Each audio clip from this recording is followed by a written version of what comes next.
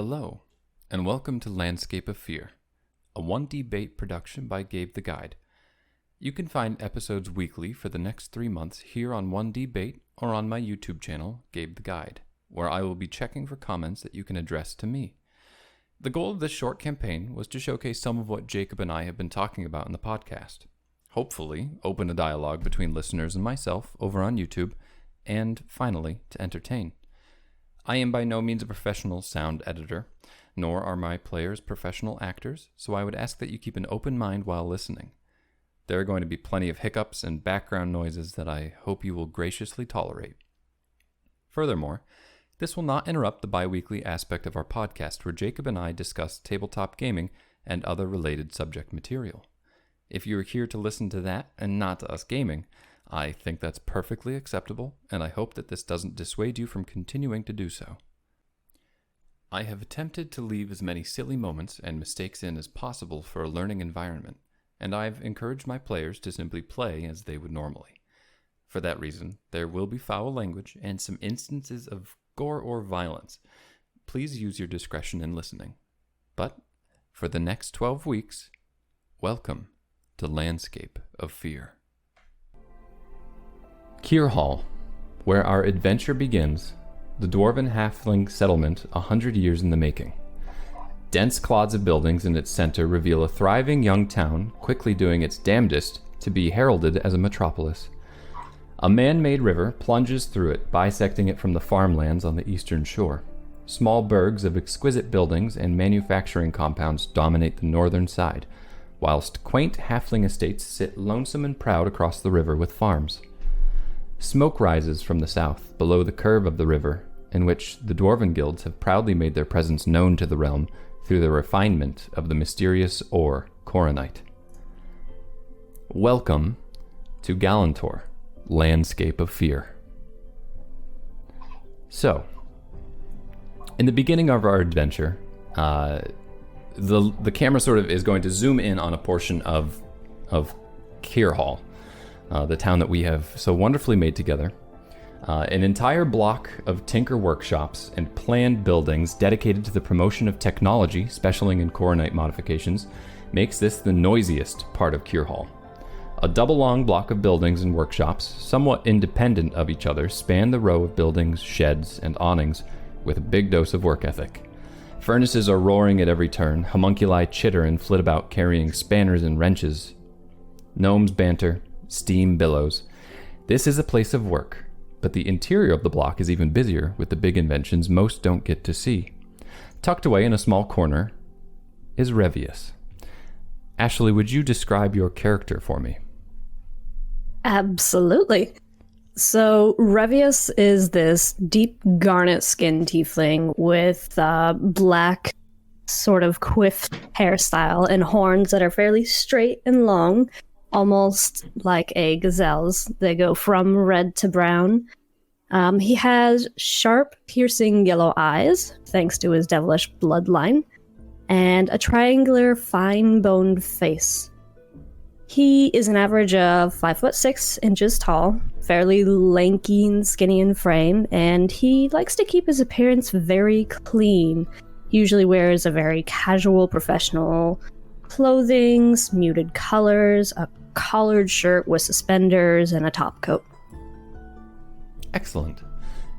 And who is your mentor? Oh, I've actually forgotten his name, and that's impossible because I know what I named him. That's okay. Yeah, you got me pretty good. Lenford Cravatos, a small halfling. He's not as meticulous as you. It's actually kind of sloppy in appearance, and it probably bothers you. He barges into your workshop, and he begins to poke at things of yours on your tables, and he comes over to you. He looks up at you, and he says, "So, have you finished it?" Well, actually, I had a bit of trouble last night. You see, the mechanism that we talked about, it's really being finicky, and it's not liking the mechanical throwback that I wanted to integrate. You know, Rivius, I've really tried with you. I have. But you're always adapting and using these old techniques that they're just useless. They're just... Why? Why do you do this? Why do you do this to me? I apologize, but I really thought this could have a great use. I mean, we've come so far with Cornite, but I'm down here in the basement where I need to think of other things. I'm not sure if I... My apologies, Mr. Lanford. That's more like it. By the end of the day. Yes? An update? Yes, sir. Okay, very good. And without another word, Lenford Gravitas, the obnoxious halfling, turns on his heel and departs from your workshop. We zoom out and zip across Kier Hall from you're about in the center of the town, right in the most densest clod of buildings, like the residential areas. And we swing our way over to a peculiar building. It's a little bit north. There is a good crowd of people around, but they're mostly residential. They're just people living their lives or heading to and fro or going to the bathhouse or home. And we zoom in on an academy of high study in all things alchemical, magical, and historical. The Academia Ens Primum stands proudly in the residential district, just below the mercantile squares. The building is made of stones from the Stellan Plains to the west, and it becomes quickly apparent to any passerby that this place is intentionally gaudy in the way it looks over top its surrounding homes. The round field stone set with mortar, the iron fencing, the scholarly types sitting on stone benches along the street muttering quietly to themselves. It stands 4 stories high and sports wrapping balconies around each floor with gleaming white light lanterns at the corners. At the very top, there appears to be a flat roof with guardrails and some sort of long steel apparatus. Some claim it's used to harness the lightning itself. Outside, on one of those very benches, is our player Bryce, Alaric, sitting with some books in hand and a bag of his belongings and items that he needs to do whatever he needs to do with as he gallivants the forests and whatnot. And a stern woman stands across him with a narrow face, and she's looking down at him. And she has her arms crossed across her chest, and she's tapping her foot furiously. Alaric, Astrid Freehold, your mother, asks you, "And what are you doing with your day now?" Yes, you see, I've become a courier of sorts. I've been tasked with, just deliveries, much like the mail, but between establishments here. So you'll find me these days just delivering packages to and from residents of the city. It pays well. It pays well. You sound just like your father. Why don't you go traipsing in the forest with him some more? She puts a hand to her forehead, and she sort of squeezes the bridge of her nose and says, "You have so much wasted potential." Well, I know that you have taught me a decent number of things so far, and your life here is in the academia, and, maybe I'll learn a thing or two, but I'm happy where I am. Well, if your happiness is all that matters to you, fine. And she turns on her heel and walks away. You might notice a theme here. As she does, a couple students of the academia sort of run away at her approach. Like you can tell, they're not running in terror, but it's like avoiding the professor you don't want to see at school. Would you describe yourself for me, Alaric? Yeah, Alaric is a young, mid-20s human with a short beard and scraggly brown hair, bangs covering the forehead, dark clothing, kept close to the body to be able to move when needed, and a series of pouches at easy access both along the shoulder and along the waist. And strappy sandals, also able to move. Can't leave home without your sandals. Indeed. Very good. We zoom out again, looking at the top of Kier Hall. the grand, bustling, small town that's not so small anymore. And we go even farther north, and then zip across the river to Halfton, where the halflings hide, away from all the grime of the city, and they get their sort of Hobbiton-esque village of their own. One of the few structures in Kierhall with a true tower attached to it. The tower oh, well, that's Greg's. I failed. I'll edit this part out. Riverfront property of the Bowright noble family is framed by 2 mossy stone bridges that land on either side of their industrial plaza across the river. The estate itself is generous, with 2 large, sprawling buildings that house the small family.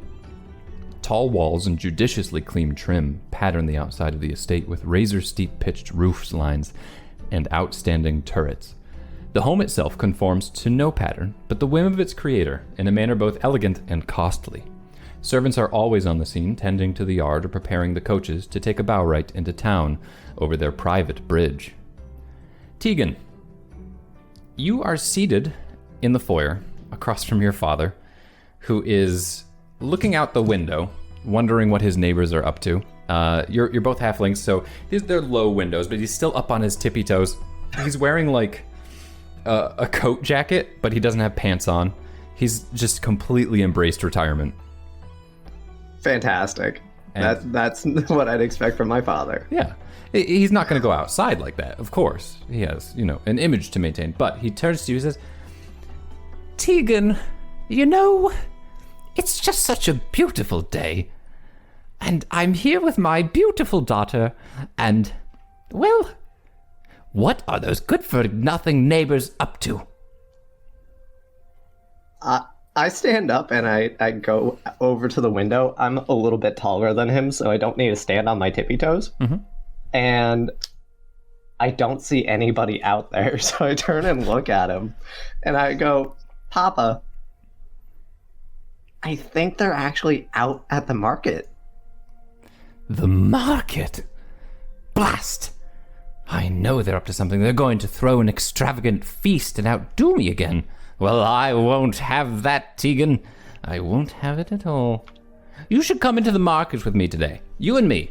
Father-daughter. I'd love nothing more than to spend some time with you, Papa. my adoring daughter. Ha! All right, I have to fetch my pants. That would be wise. Very well. I wonder what your sister's doing today. You know what? Today's not a day for business. No, it's not. Let Ceres deal with it herself. Yes. We'll get half a lamb. Yes. Only half? You're right. A whole lamb. Should we get it living?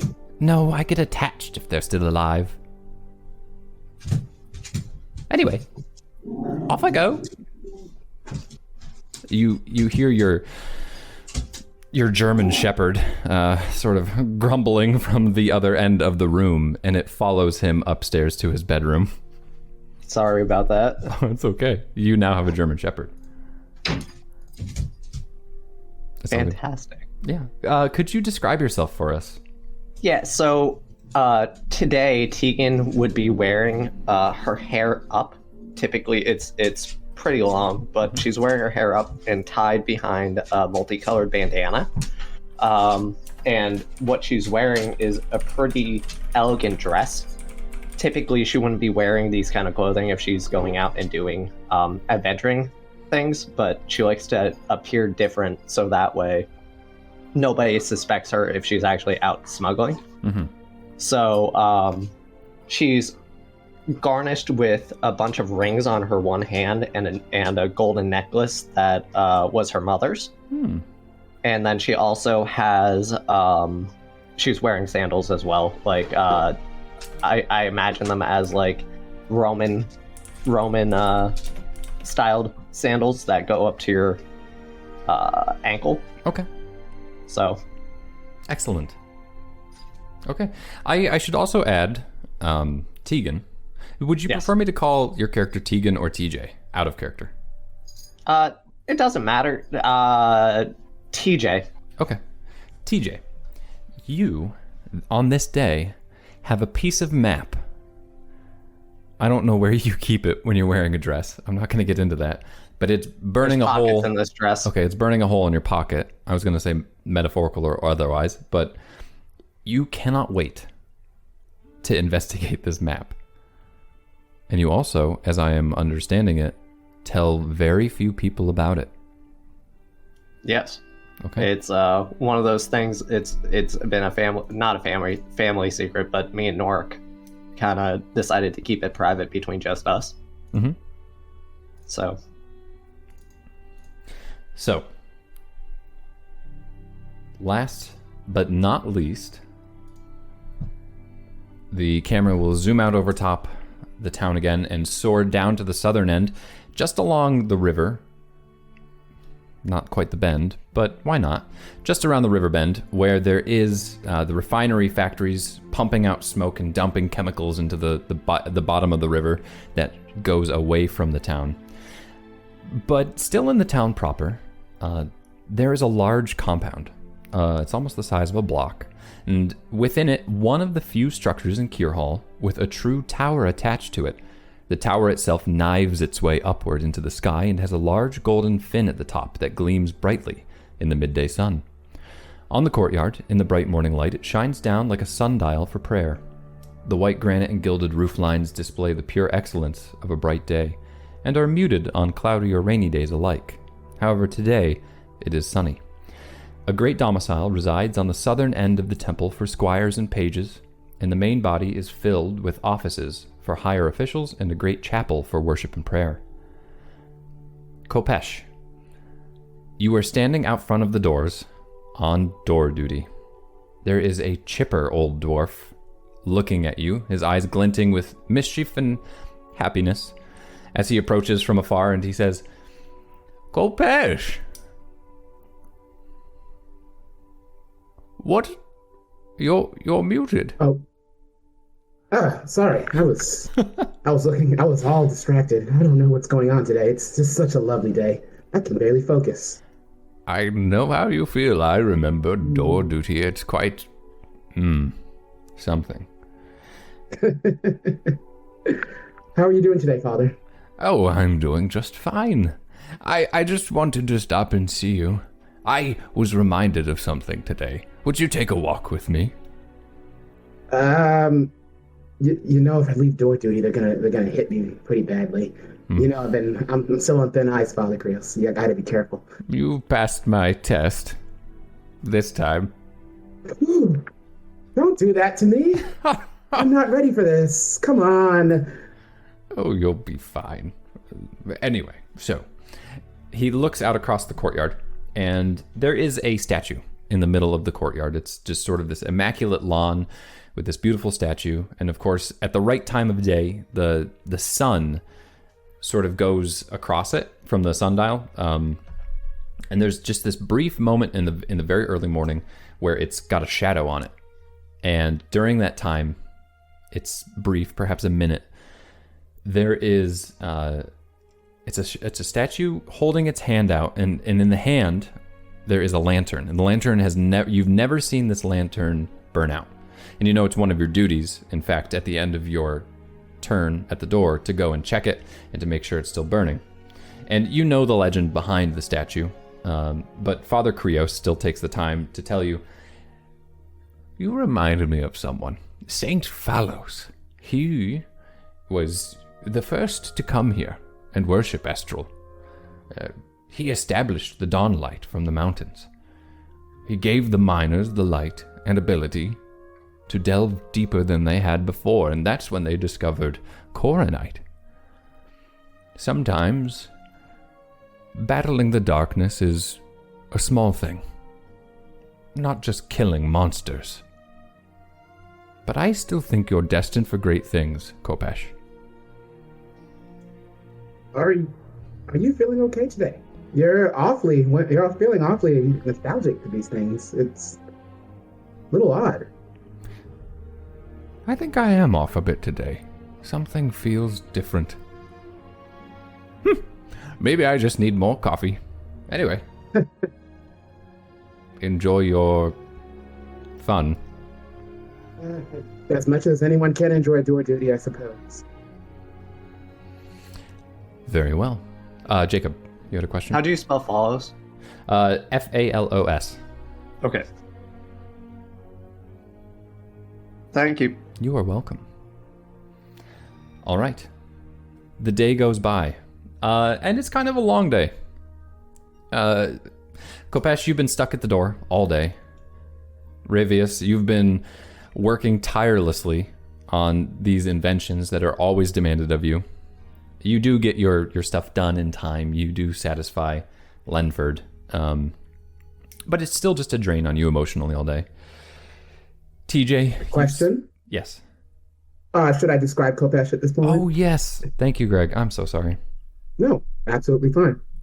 By the way, Kopesh is a very young. He's a youngish gnome, clean shaven completely. He doesn't really like the facial hair look. He's always a little bit of a smile on his face. Usually he's clad in chainmail when he's going to look impressive at door duty with his trusty dagger and shield at his side. But today he's dressed down the part. He's got a rough-hewn long-sleeve shirt on. Everything is brown, corduroy pants, very plain boots. He's surprisingly a little more lean in tone than you'd expect from a gnome, but rather he dresses pretty plainly. You'd miss him very easily if he wasn't the one talking to you. But always seems a little bit cheerful. Excellent. Thank you. Thank you for reminding me too. So your days go by. Alaric, the words of your mother are heavy on your mind. TJ, you spend the entire day picking out like party stuff with your father, and all you can think about all day is like getting away from him, getting away and doing things with your friends. But he's just doting on you, and it's just such a nice day. But eventually, the end of the bustling day does come. You hear a whistle sound to the south of the river as the miners end their shift and begin to come home. The streets fill up with people, dwarves, humans, halflings alike, and everyone is just flowing. It's like an ocean of people going through the streets, and you're all released from your duties. I would like survival checks from all of you. We'll start with Ashley. The first roll of the campaign. Please don't be awful. Don't be the last roll of the campaign either. Great, it's a 3. Well, I know how this game's gonna go. A meteor strikes. Actually, this roll a d12 for me now, because you have failed your check. Oh God. joy. Just flat? Flat d12. 8. 8. Okay. Very good. We will get back to you. Alaric, roll your survival check. All right, it's a 9. Okay. You also fail. Roll a d12.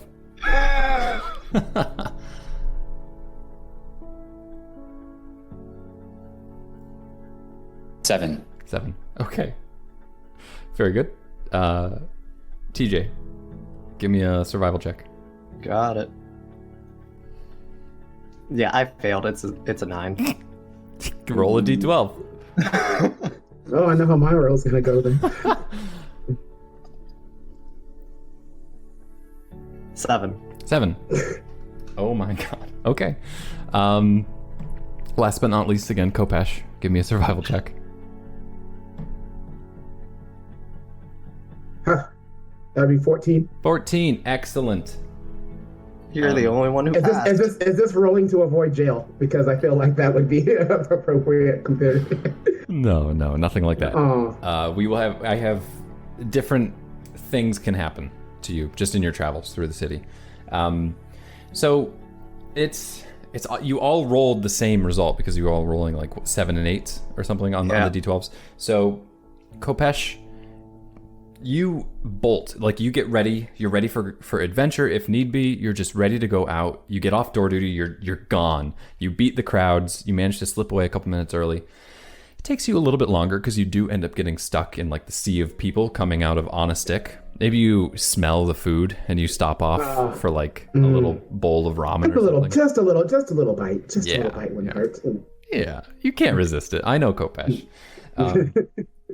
So you arrive before anyone gets to the B&B or TJ's little safe house on the western side of town.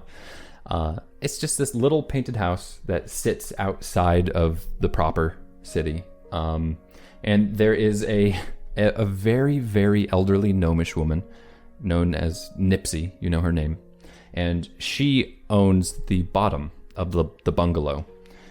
You know that your safe house is upstairs, but you have to go through her house and up the stairs to get there.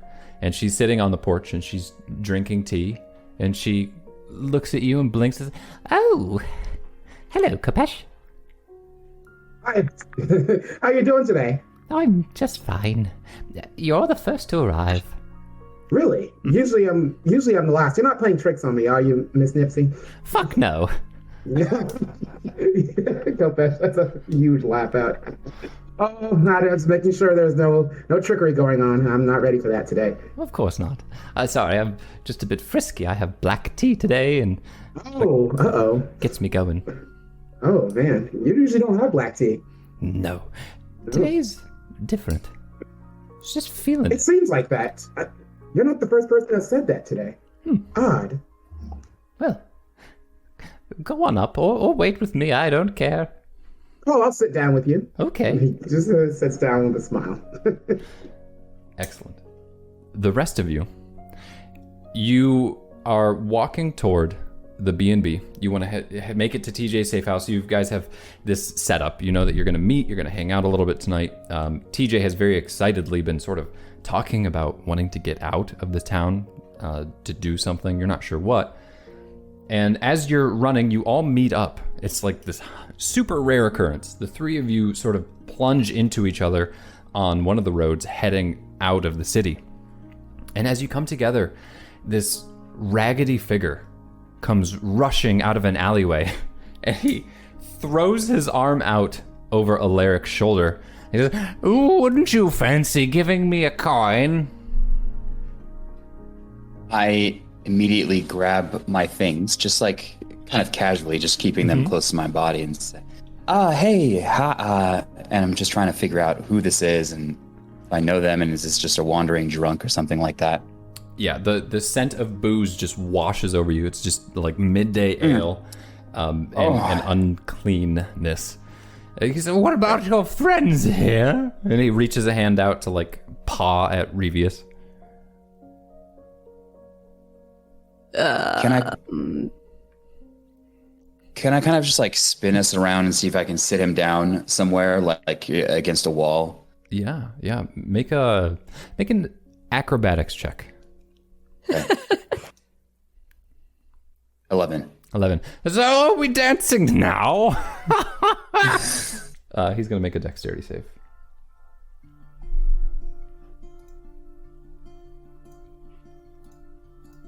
Does he seem to like smell of booze or have disheveled appearance, like he is drunk? Oh yeah, he just appears to be a beggar. He just wants some coin. Can I just give him a coin then? Yeah, absolutely. Alaric like spins with him. He falls down on his butt, just barely. He's like, wow. And TJ, you flip him a coin? Yeah, I say to him, I actually give him like 3 or 4 coin. I go, next round's on us. You are a prince among men. Princess, but that's fair. Oh dear, I'm so sorry. I didn't even notice with the clothes. Oh, I'm sorry. No harm, sir. Your generosity will be remembered for ages, my queen. Bows and scrapes his way away back into the crowd. I laugh and say, yeah, probably only for like a couple more hours. And that is why just... I do not drink. Tegan, you're just feeding his habit. If I can give a little bit of happiness to that man for a couple more hours, no harm, no foul. Well, mission accomplished, I say. Unless he gets alcohol poisoning, Or coins. then... Fair enough. So, the three of you then arrive shortly after Kopesh. The event didn't take very long, just a couple minutes behind. And you see the friendly gnome, right? gnome. You see the gnome sitting with an elderly gnome on the front porch of your His legs hideout. all the way, having a nice conversation. Yeah, absolutely. The two of them are just completely engrossed, chatting. If someone walks by, they take turns like heckling them, just gently, like, "Ha! Walk much?" Maybe it's just Nipsey. No, it's that lame. It's that lame. Yeah. You know, it's fair. But they're just having a playful old time, and the sun is not setting yet. It's early afternoon still, and you all arrive. You're all together finally at the end of your arduous days, and I've given you all rumors, and these are in your DMs, and these are rumors that you have heard today. You don't know if they're true. Your sources are all dubious, but these are all rumors that you have received today. So you're just eager to hang out, spend some time together, blow off steam for the day, see what TJ's got planned. And you head upstairs. Jake, would you like to describe some of the interior of your little hideout? Yeah, so upstairs there's mainly 4 rooms. Revius would be the most familiar with this area because Revius actually stayed here after I smuggled him in for a little bit. As soon as you go upstairs, it leads to the main living area, which is also the kitchen. So it's a kitchen and living room split off with each other. And then there's a room to the back, which is the bedroom. And to the right off of the bedroom is another room, but it's hidden behind a bookshelf. And that's where I mainly keep most of my smuggling stuff, and I've told Alaric how to get there because I've told Alaric that he could use it for his smuggling operations as well. And it's not really furnished with a lot of stuff because I don't want a lot of people in case it ever gets raided or in case people just sneak in. I don't want anybody stealing anything out of it. Mm-hmm. So all the stuff is pretty worn. It's mostly hand-me-downs from other people, or things that people are throwing away. Yeah. So excellent. It's guarded by Nipsey, so yeah, Nipsey does a great job. Yeah. If you want to call her up, you are welcome to. At this point, I'm just assuming it's the 4 of you upstairs. So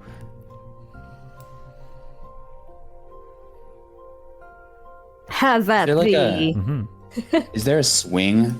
I want to sit in a comfortable swing or a hammock or something like that. Oh yeah, there's definitely a hammock in a the big interior or outside on the porch.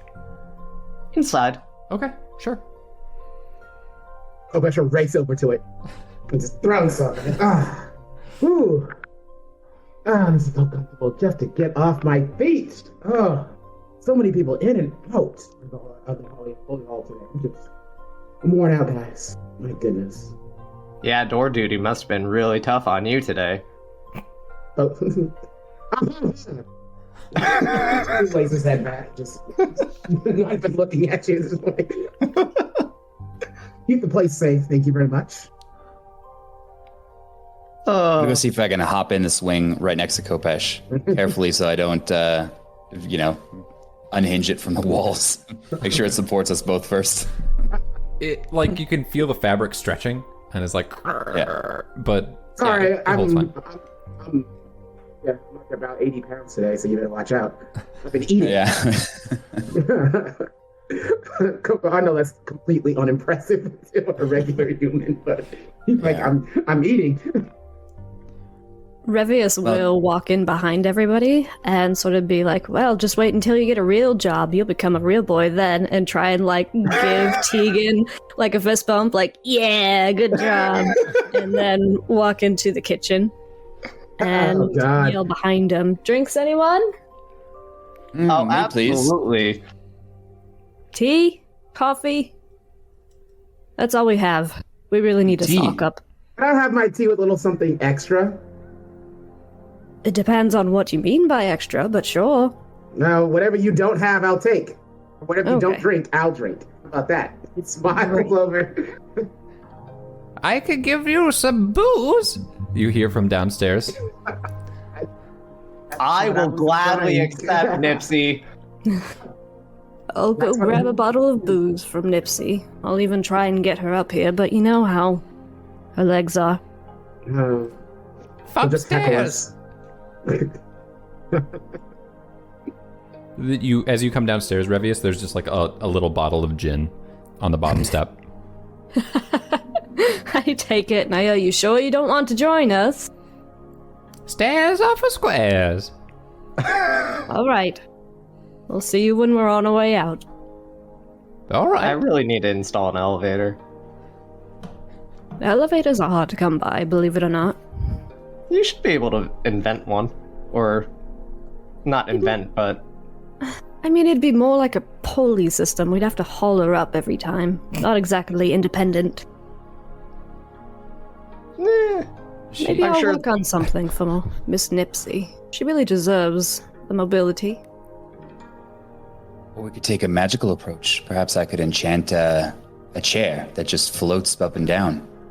Oh, I really like this idea. I think that we need to put a pin on it because we do have other things to do today. We do. We do. Yes. I think that we should go investigate some of the areas around the Barrier Mountains.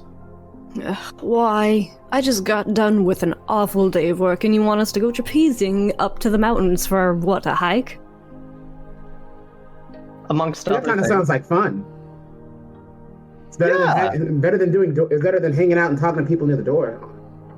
Okay, look, if I've known you long enough, Tegan, I know there's something else to this. What are you getting at?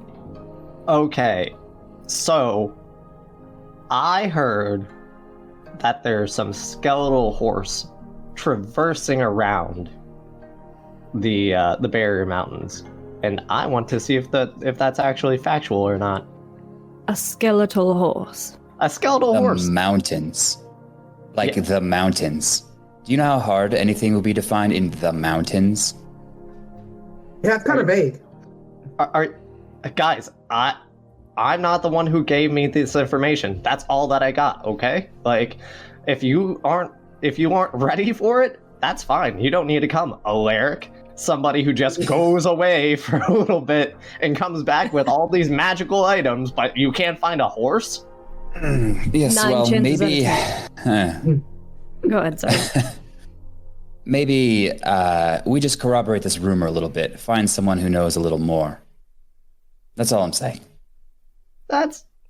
Well, actually, I wanted to talk to Kopesh about that because I thought that maybe there was some religious aspect to it. Maybe he's heard something about it through the Holy Hall.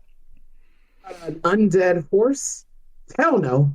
He stopped himself. He's like, I'm doing this again. I mean, of course not. I wouldn't know anything about that. I've never heard anything about that. The rumors I heard today were a lot different than a spectral wandering horse. Well, wait, what did you hear today? Why have we not been talking about what you've heard? Because I was thirsty.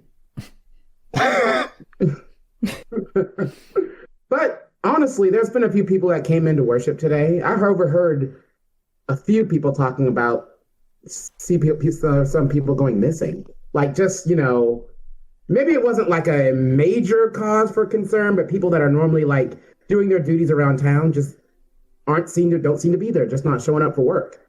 Don't know what it could be, but Could have some Kopesh syndrome. oh, ha ha. Sometimes I get a little sleepy and I miss work. It happens. Oh my gosh. You sure that's not something to leave to the god?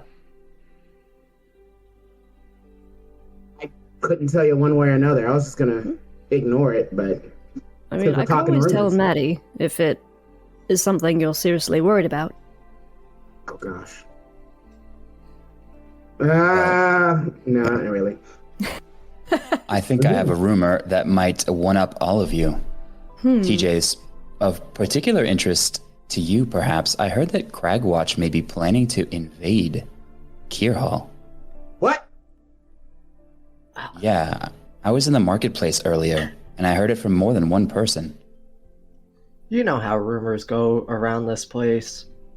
I haven't heard anything about that when I was in Cragwatch last, but then again, I don't really stay there after.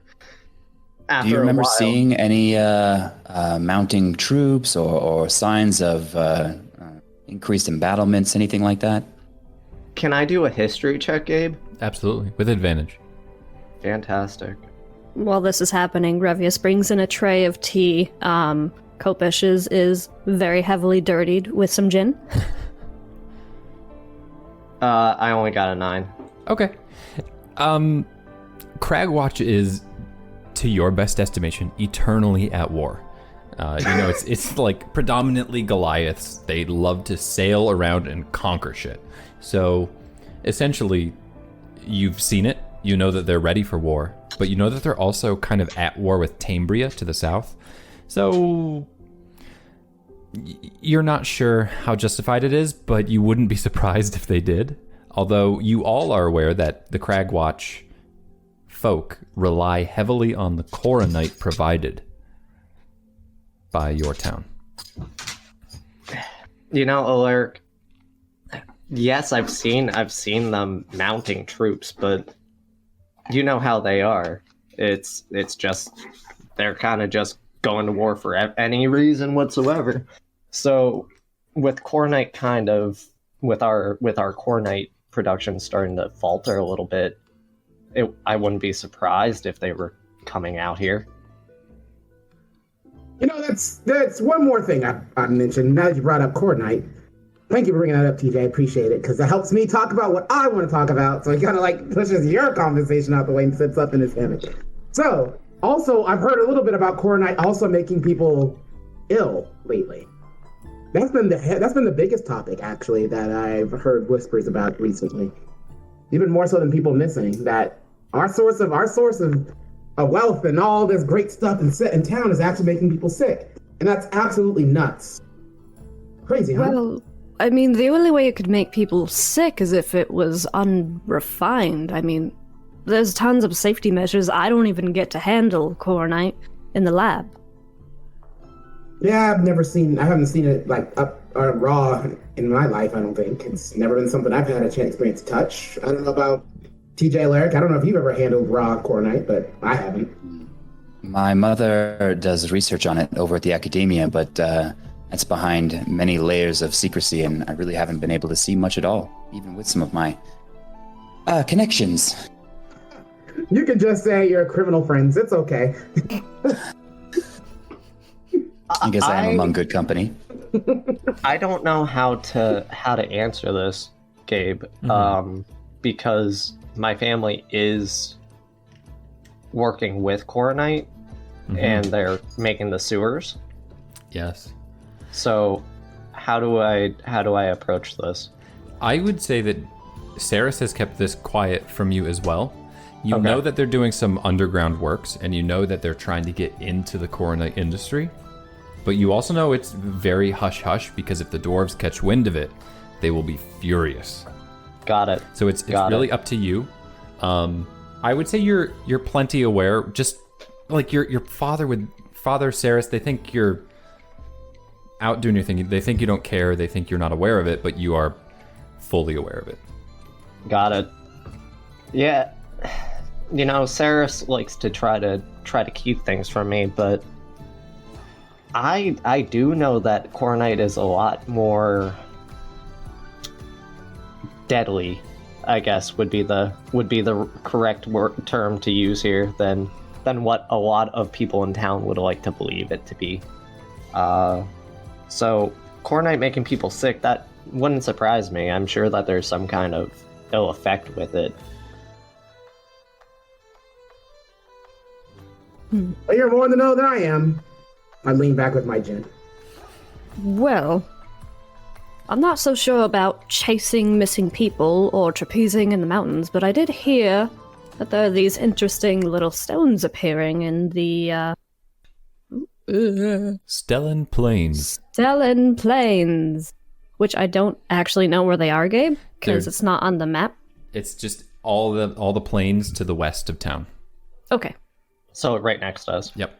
So you're literally, like, the way you're sitting in this house, you're actually looking out onto the plains. I forgot to read the description for the house, but there is just a wash of, like, grass swaying just outside.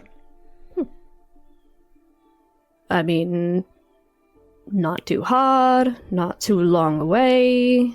I'm interested in them just mostly for, tinkering purposes. Plus, they sound like they're hagstones. Little circles in them. Stones? No, never heard of it. He starts racking. He's like, if it's something we talked about the Holy Hall, I probably slept through that. I couldn't tell you. I don't know about the Holy Hall of Great Light, or whatever it's called, but it's more of a... That's closer than I've ever heard you get it before, so you're learning. I'm so impressed. Way to go, Revius. I'm so proud of you. What can I say? I'm not particularly invested in the lords and ladies of our great gods. Ah! Fair enough. Neither is Kopesh. It seems like there's a learning curve to learn all the names and all the lore. So I wouldn't blame you. Anyways. Well, what are we going to do with our evening? Well, I mean, we could essentially go out to the plains and then go to the mountains. Could. I really want to find this Especially if we see some weird horse that's definitely not a bunch of teenagers with magic making it dance around. Gabe, can I make some kind of a check to just see how long it would take us to go to the plains and the mountains? Sure, just a flat intelligence. Add your proficiency, since you're a wizard. Okay. 24. 24. A few hours to get there and back. So you'd be arriving home at night, for sure. You would all be relatively comfortable even camping out for a night. We'll say that today is like the weekend is starting. But of course there is dangers. None of you would stay in either the Cursed Hills, the Barrier Mountains overnight. You just, you wouldn't even think of it. But if you made it back to like the miners' outpost outside the hills, or if you made it north of that, you guys would all be very comfortable, like throwing together a little campsite. There's a lot of guards and patrols near the town, so relatively safe. Okay. Well, it's possible we could make it and be back by night, or, of course, we're not too far from some of the more minor outposts around town, Revius. We shouldn't be. We going camping? Flash said so. He's like, you guys are really serious about this, huh? Well, I can't leave you all. I can't leave you guys. Sure, it's more exciting than standing by a door. I mean, I was just going to go hang out all weekend, but I guess it's good to stretch my otherwise unoccupied legs. Is it like a Friday evening or something? Is it like the last of the week? Like, oh gosh, that was such a horrible week. Now we're going camping. Yep, we'll see you have a long weekend. Okay. You're all excited I always to do have something. a long weekend. That's true. Your life is a long weekend. Well, if we're going to go camping overnight, I would highly suggest at least getting a few things, tent, bottle of water. Fortunately. I definitely don't want to take my tinkering gear with me. More gin.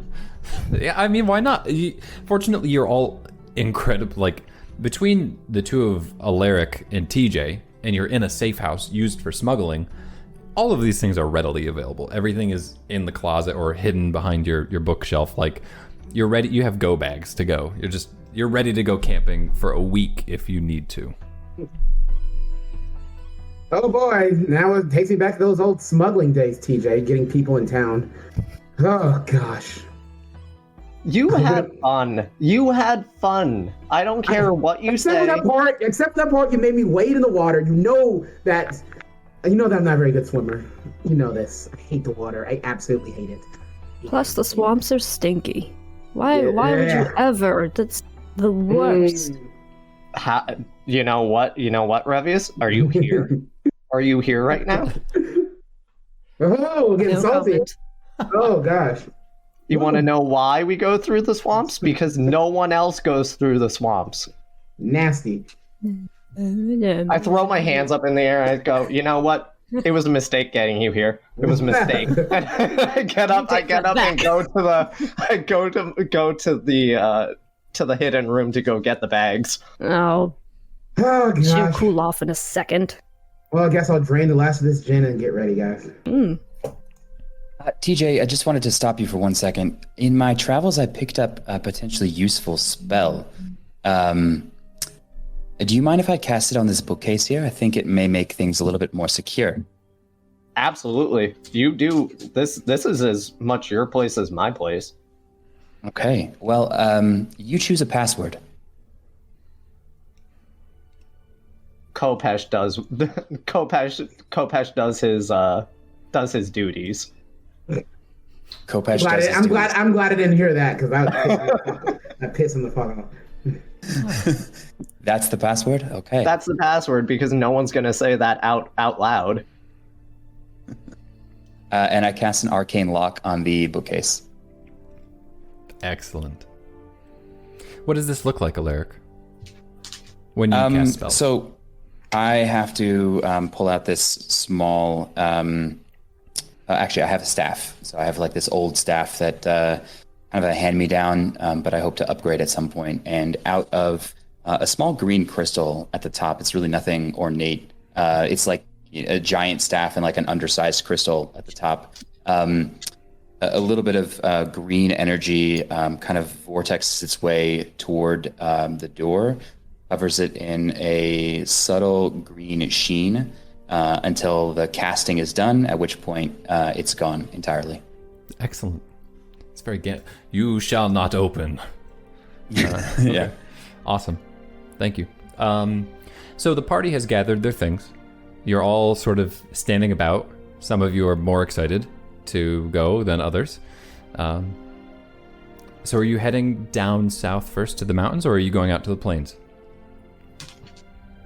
We're right next to the plains. I'd imagine that we're probably going to go to the plains first, but that's up to everybody else.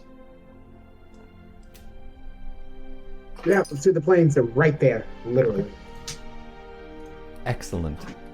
The party heads downstairs. Nipsey is just she's asleep. The hint of gin can be smelled on the air, and her blanket has fallen down onto her lap, and she's still on the porch. Kopesh runs over and puts it back up. Well, he basically tucks her in. It's like, can't let her getting cold out here. She'll start complaining. As you do so, she sort of turns a little bit and says, "Thank you so much. You're such a sweet child." Aw, sleep well. Take care of yourself. We'll be right back. Okay. Oh, I could use some cream. You got it. I'll run and get that for you. Thank you. And as you all sort of head down the creaky stairs and out into the fields, you just feel the evening sun on your skin and the strong breeze washing across the grass as you head off into the Stellan Plains. Now, the Stellan Plains go for miles and miles in every direction. It's just gentle sloping hills up and down as far as the eye can see. And at this time of year, we'll say spring, why not? Everything is just a lush green. Everything is just bursting with, you can see seedlings and little floaties up in the air as everything is sort of seeding and spring is in full swing. If any of you have allergies, you probably hate it, but it is very pretty and it sounds beautiful. Now, as you head out, are you leading? Astro's blessings. Indeed. Upon the spring. Who is leading? I would actually like to, while Alaric and Revius get out, I want to pull Kopesh aside. And, because I've shown Kopesh the map before. And I want to say to Kopesh, hey, What's up? So, one of the other reasons why I want to get down to these mountains, and I pull out the map, which has like a whole bunch of different X's on it from different places that I've explored, trying to find the location of the map. I'm like, I really think that the treasure is by the mountains. Oh, this again? You mean that treasure that you've failed to find so many times? Is that really why we're out here again? Oh, God. Man, What makes you think you won't have to work? You won't have to work a day in your life if we find this treasure. I think you've told me that at least 6 times. What makes you so convinced this is the time that you're going to find it?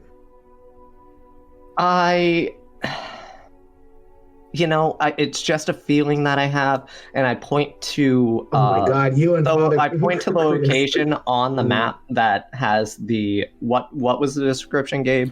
So, on the bottom right corner, you noticed 2. It almost looks like burn marks, but you think that they're like horns. They're sort of like almost actually very similar to Revius, although you don't think there's a connection there.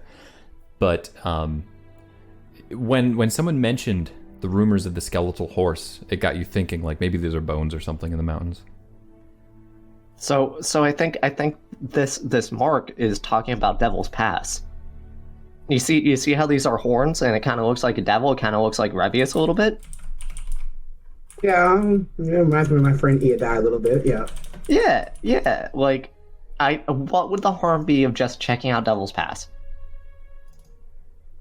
Well, I don't like the name. The place has always been a little freaky. Heard some bad things about it. I think we've all heard bad things about it, but I mean, there's 4 of us. What's the worst that can happen? If we do this and we fail again to find anything, you know I'm never going to let this go, right? When have you ever let anything go? That's besides the point. All right, fine. I'm with you this time. Thank you. And I rush. I put the map back in my pocket, and I rush ahead to Revius and Alaric. I'll take the rear, and I'll just sit there, just looking back and forth. What were you two looking for another bottle of gin?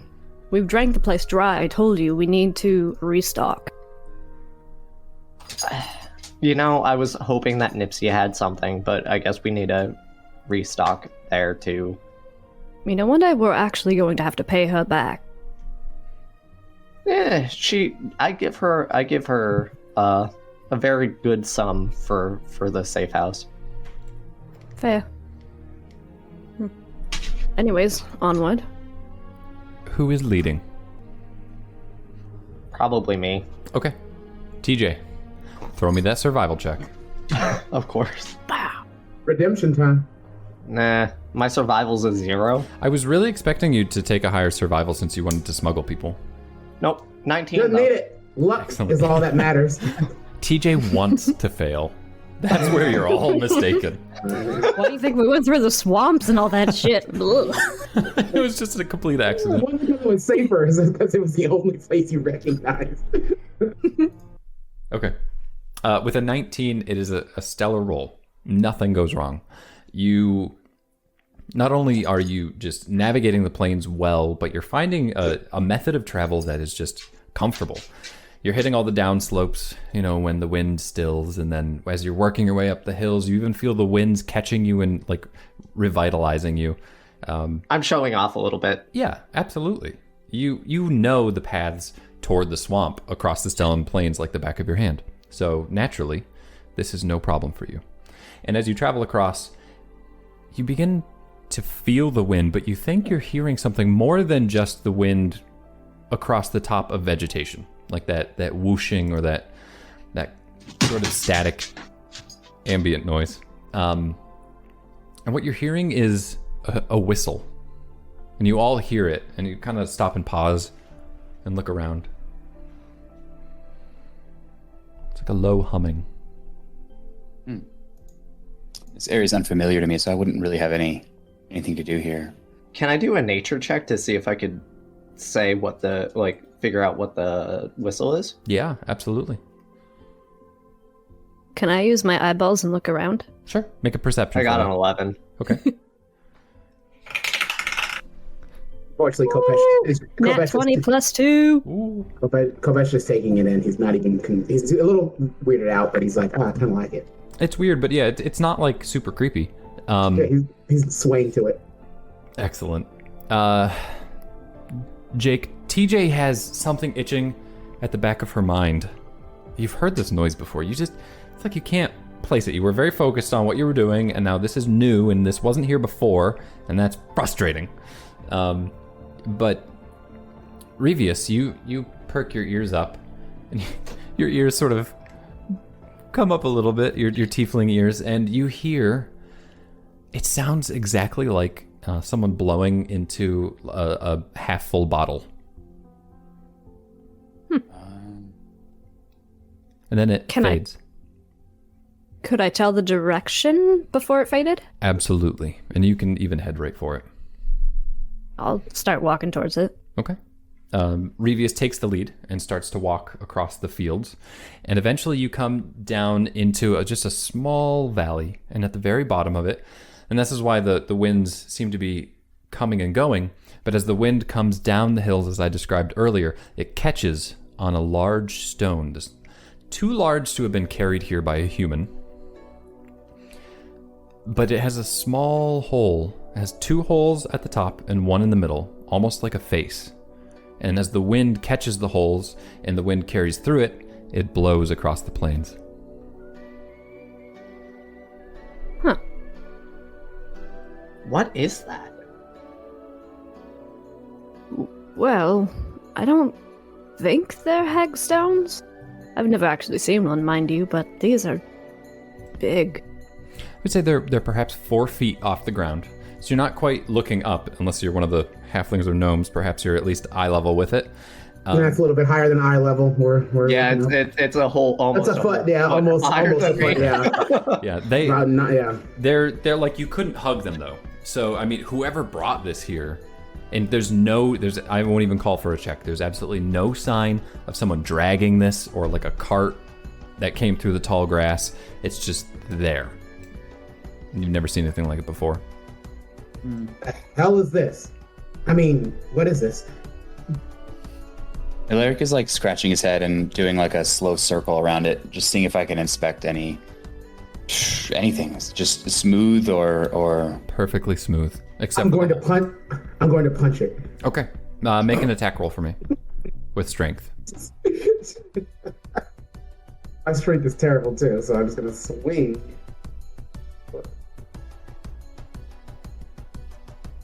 Ugh. Unarmed strike. That's a 10 to hit. Okay. I mean, you don't miss it. It's just a stone, but you run forward and you've got maybe do you have like a gauntlet or anything on your hand, or is it just bare? I mean, technically I have a dagger and a shield, so I can just like smack it with mine. It's not unarmed strike, so yeah, I just punch with mine. No, I just have gloves on, so I just like go over and just punch it. Okay. It's like they're heavy gloves though, and you hear a thunk as your fist connects. But other than that, perhaps there's like a little tremor in the sound of the wind passing through, but nothing happens. Does it sound like a stone? Does it sound like stone when it hits? Yeah, it's pure stone all the way through. It's not hollow or anything, except for the holes, of course. Yeah. It's a rock, guys.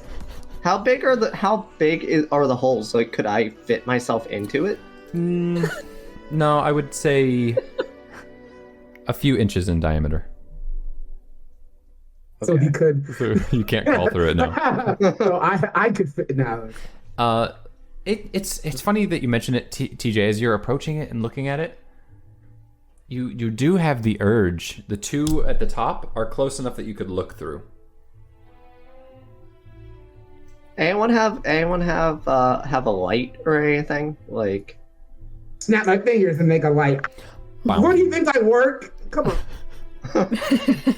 Light shines from Kopesh, just completely showering the area. Okay, can I do a perception check inside of it? Sure. Are you putting your eyes up to it? Yeah, I put my eyes to it. Okay. I'm holding my finger inside. You're like E.T., just with a blinding light. 21. 21, excellent. You bend down and you look through with the light shining on both sides. As you look through, the light does not appear to be visible on the other side. Weird. What's the matter? So the light isn't shining through. Are you What? sure you Maybe just that don't just have your means- hand over your eyes or something? I like do this. I put my my hands to my face. Yep, nope, still same thing. Maybe the holes just don't go all the way through the stone. I mean, it's a massive stone. That's true. Yeah. I don't think that's how light works, but Oh, look at you, Mr. Physicist over there. I honestly, I don't know how the physical lights work either. I just know I can. Oh. You mean you can't even see the end of the hole? Yeah, no, I can't see the end of the hole. As you're looking through this, TJ, you do note that as your eyes adjust to the darkness, you can see the other side now. It took a couple seconds. Oh, It's almost like looking through the hole. It's the same thing. You see the hill behind it, the grass, but it's like it's nighttime. all right, guys. So something weird is going on. I can now. My eyes have adjusted. I guess I didn't wait long enough. It's like it's nighttime out on the other end of it. I can see through now, but it's like it's night. Right. I'll shove you out the way. Put the light on my face to look through. Can I crawl? How high up are the holes? Are they like how high up are the holes? Are they out getting closer to the top? You do have to hang and like pull yourself up a little bit off the top, but yeah, you can. I take my backpack off and put it underneath Kopesh's feet and give him a little Thanks. extra, like, Oh, thanks. He crawls on it and then looks through. Oh, Okay. You can't see anything. you're looking through. It's dark at first, just as TJ described, Oh, you And- weren't lying. and then your eyes adjust and you can see the other side, but it like there's no light. It's like it's night or something, like starlight. can I go around to the back and see if there are holes on that side as well? Revius are. has a strong feeling that that Kopesh and TJ are just fucking with them.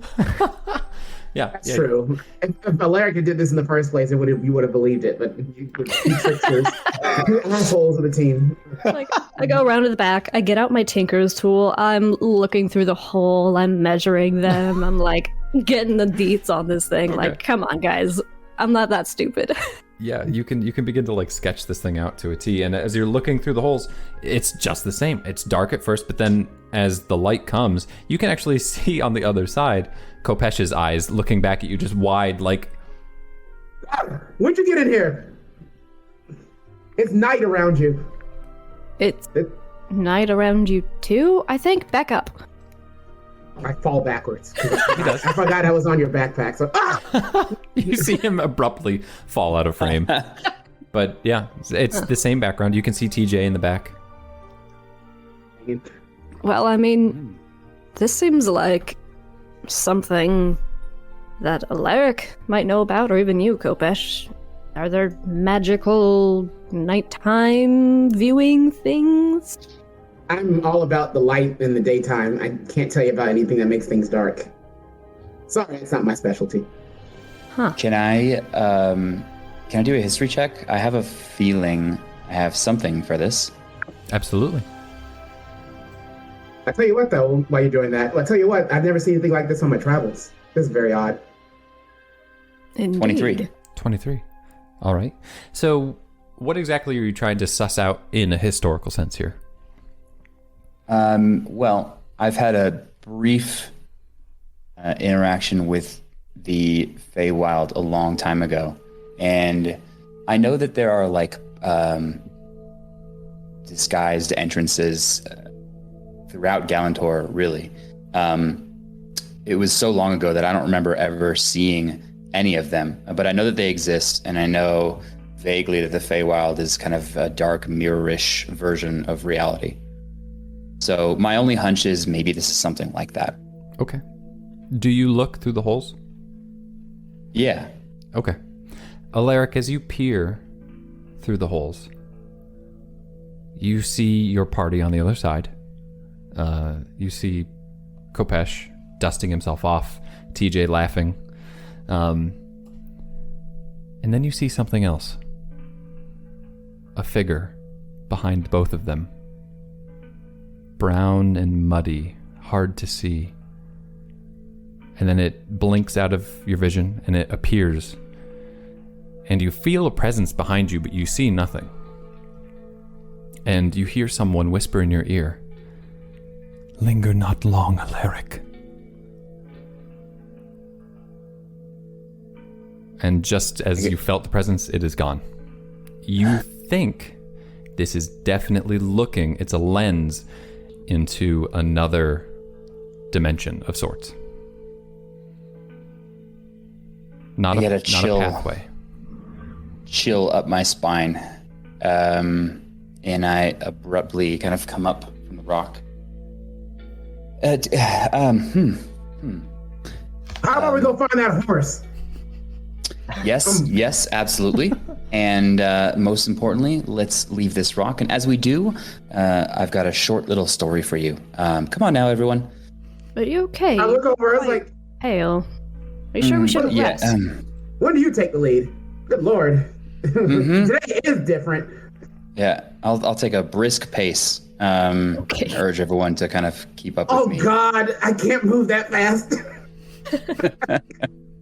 My legs! Wait! Slow down. Alaric, I mean, wait.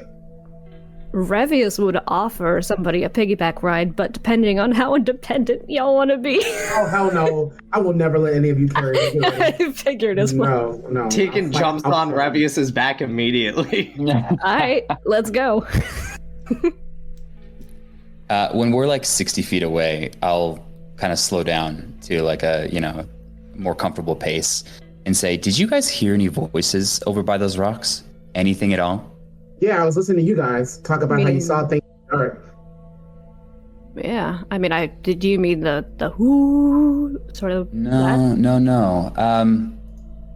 Well, I looked through and I think I saw the same thing you did of a nighttime scene, but some vague figure behind, and I heard a distinct voice that said, "Linger not long."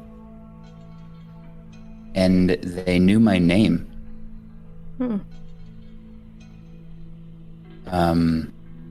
And then I felt, much like I could see in this scene, some figure ahead, I felt something behind me, but I couldn't see anything there. And it was the creepiest feeling I felt in a while. Didn't hear anything like that. And I mean, wanted to leave? Well, it did say linger not long. And it was creepy. Sounds like a challenge to me. I mean, we can go back. I mean, it's just back there, but I don't know. I wanted us to get away at least so I could tell you what I heard and saw. You didn't sneak any gin with you, did you? I am as sober as the tea that I drank earlier. I don't know. That stuff put Nipsey to sleep. You might be a little careful with that. It might be stronger than we thought. Well, Anyway, sorry, go ahead. no, by all means. I was just gonna say, Alaric looks quite spooked. Whether there was something or not, perhaps we just take a break and look for TJ's horse thing. I guess that's better than looking through creepy stones, I suppose. We can always come Does any back one of you later. have a map? Maybe we could mark this somewhere. We could know how to come back. I cross my arms. I wonder who has a map. I pull out a different map. I saddle over to your map and I look at it and I look at you. I elbow him in the chest. Yeah, I will mark this down. I've been on these planes a handful of times and I've never seen that before. And where did they come from, too? Yeah, that's true. I've never seen anything like them at all in my life. They is They weird. were catapulted. No, that wouldn't work. There'd be marks and dirt everywhere. Maybe we need to go talk to your mom. Well, you can go talk to my mom. I don't do any talking to her that I don't have to. Oh man, parents suck, right? And I raise my hand over the lyric. This Big high episode five. recorded on Mother's Day. You guys need a. Said parents, right? It's not Father's Day, so I'm absolutely fine. Excellent. So, you guys are all still on the plains. Some of you more unnerved than others. Do you want to head to the south now? As well, we still have some hours. We still have some daylight to burn. Yeah. Okay. TJ, We'll chase a horse that I'm too small to get on. TJ, would you like to make a survival check for me? Yep.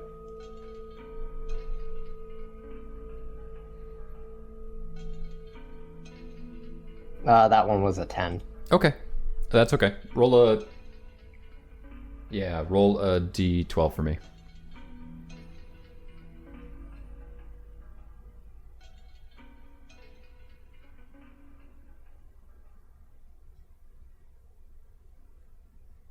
Nine.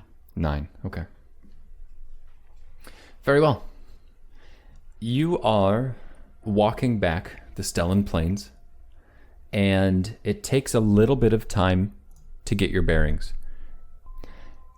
You are heading back the Stellan Plains, and it takes you a little while to get your bearings, mainly just because the scene you're leaving behind, it didn't creep TJ out, perhaps, but it was something to sink your teeth into. An oddity. You know Alaric not to be a liar, especially to you. The two of you are very familiar with lying when you need to, but probably not with one another. So it is peculiar. Yeah, I'm probably still thinking about different ways to suss out what that rock was. I'm still gonna definitely go to his mom and see if I could get information about it. Okay, for sure. And as these things are on your mind... Is his mom pretty? That's one. I would say maybe in a stern, well put together, older, like instructor kind of way. Oh gosh, okay, perfect. Like if it's got to be your thing, but potentially pretty, yes. Okay. Never mind. That confession will be a little bit, scared but interested. Yeah, as most of her students. As you are heading out, though, TJ, you don't keep the path in mind perfectly. You stray a little bit, and you find yourself lilting, and it takes you maybe an extra half an hour to find your way back to the Barrier Way. And that's the road between town, Kier Hall, and the Barrier Mountains. It basically runs north to south, right to the refinery, all the way down to the miners' outpost before it splits. It's a well-worn path. It veers into the distance traveling southbound. The swaying grass of the Stellan Plains swirling around it, eddying. It's wider than most roads, big enough for carts to pass on each side, and easy enough to climb off to take a breather along the way. It winds away, disappearing over grassy cresting hills, framed by a backdrop of impressive snow-capped peaks. The Barrier Mountains, stark above, ever looming over Barrier Way, watching the miners like lines of ants, leaving and coming. And as you get back, there are a couple... It's late. You know that there is probably a shift of miners at the mines, but the road at this point should be relatively quiet. It's got definite hours that you know when they'll be transporting things. And as you're approaching, you see a cart. It's coming toward you. And as you're heading to the south, the cart sort of comes to pass, and you notice there is a dwarf who is behind two large horses, and he's sort of got the riding crop, and he's urging them on. You don't recognize the dwarf. He's just clad like a surveyor or a miner or something, leather-bound, but he doesn't look like... there's no pickaxes. The cart isn't laden with coronite or anything. And on the other side is a halfling who has his hood drawn, and you don't quite see who it is, and they pass by. Do you choose to interact with them, or are you just pushing forward? I'm gonna interact. Okay. How do you hail their attention? I yell and wave at them, like do one of these, and I kind of step out in front of the horse. What are you doing? I scream. You get a big whoa from the dwarf. Aye, are you daft? But Sometimes people might say that. he like spits over the side of the wagon, not at you or anything, but just like, what were you thinking? And the figure beside him pulls his hood back, and he places a hand on the shoulder of the rider, and it is Norik, your brother. I figured. And he says, what now, TJ? What are you doing now? I'd think that's none of your business. Anything that you do is my business. Is that so?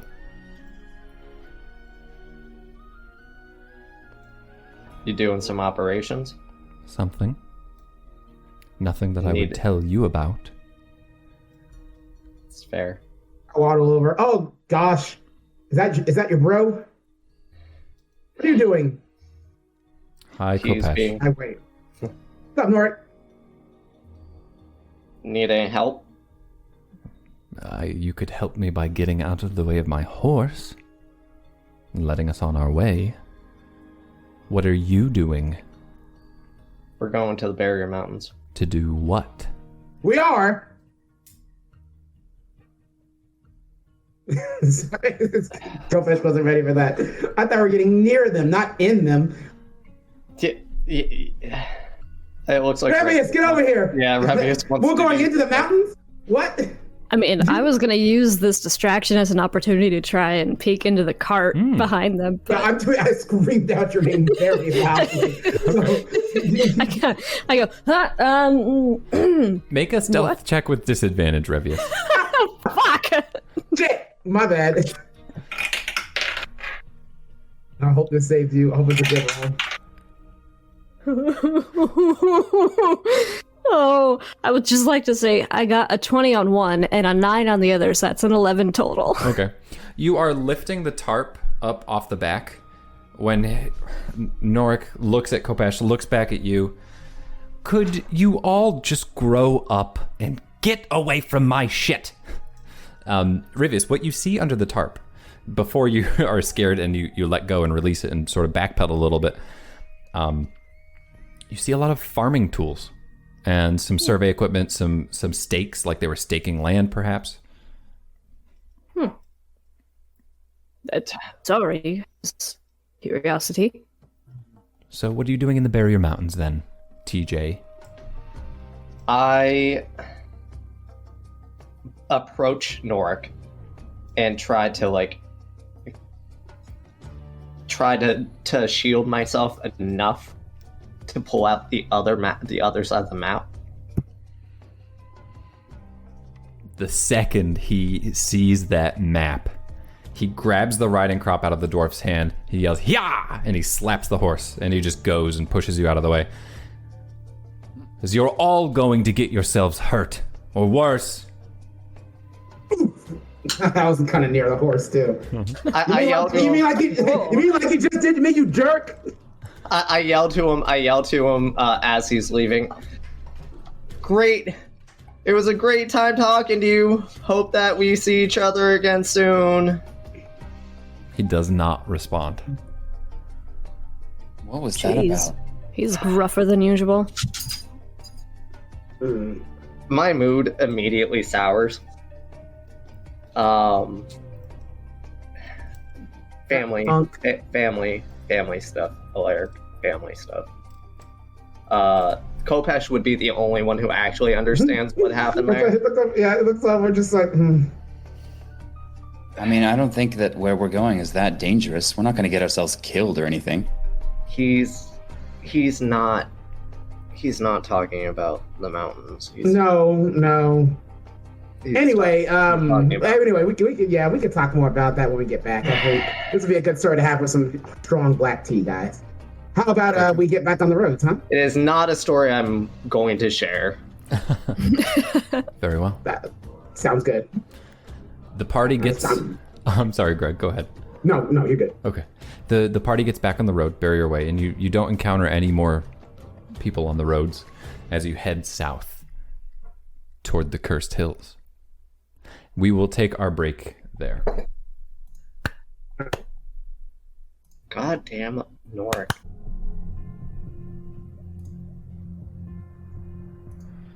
So, the party heads to the south.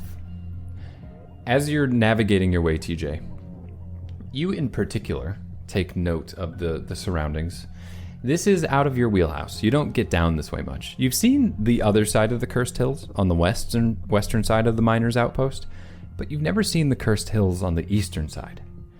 And as the ground begins to elevate and the hills turn into like mountain spurs, everyone is perhaps a little bit quiet. You're really focusing on like your pathing, moving, hiking up the hills. It's become harder work. It's not just like, oh, a jaunt down the plains. And your encounter with the Hagstone all the way back in the Stellan Plains it's just in the back of your mind.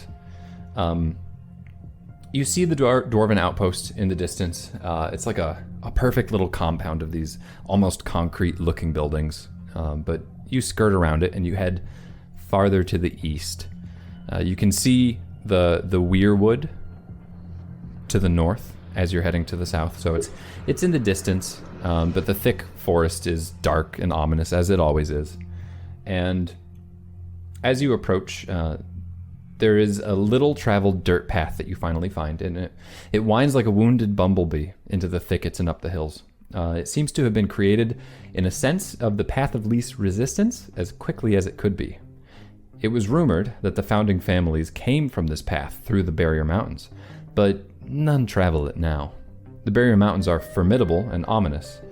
Beyond the hills, things become sparse and brambled. The trees that litter the landscape are dead, and there's just a great number of low thickets that are constantly harrying your ascent. And that ascent would be obnoxious and steep, with little reward in the way of destination. But TJ has something else in mind. As you're approaching, is there any conversation? Are you guys doing anything as you're moving into this not so fun journey? I'm going to be bugging Alec about some of the latest magical goods that he's procured or made or found. I won't be a little vague because I don't want to basically say, well, I nabbed this, but I want to ask a little bit about what he's found lately. What's new? What kind of new items do you have? Is there anything we should know about? Well, you know what? I'll show you a few things when we get back to the B&B. I've been wanting to see some new stuff. You've been holding back on us lately. Yeah, I found some weird small deck of cards. I found an interesting set of metal boots. And some kind of headband with a small stone in the center. I don't know what any of them do yet, but they seem valuable.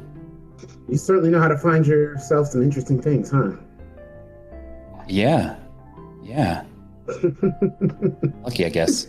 Yeah, luck. Yeah, as lucky as some other halflings, I would say. I don't comment. Shit. I'm still thinking about Noric. He's not taking it. Kopesh, what did I bring you for your item?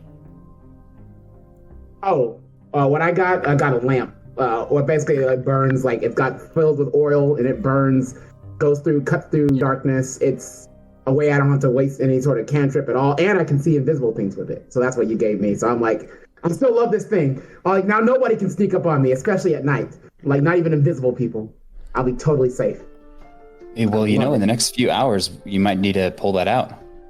I might need to, yeah. I was hoping to save it because, don't want people to know I have it. Keep it a little secret because, I don't know where you got this. And I don't want people to ask me questions. But that might be a good idea to bring this out in a couple hours. Yeah. Starts to get darker. Revius, what are you doing? What are you doing? I can barely see you. It's getting dark. Revius is behind you guys, just like lightly labored breathing, just, I fucking hate hiking. Why did we do this? I'm surprised you came with us, honestly. Oh gosh. Are we there yet? I'll yell up to Tegan. We're close. How close? Close. I actually just put my hand up like that.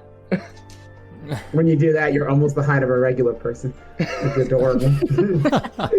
As you travel for a couple hours, winding your way up these unfortunate paths, eventually, you think that you see the last set of mountain spurs leading up into the actual barrier mountains.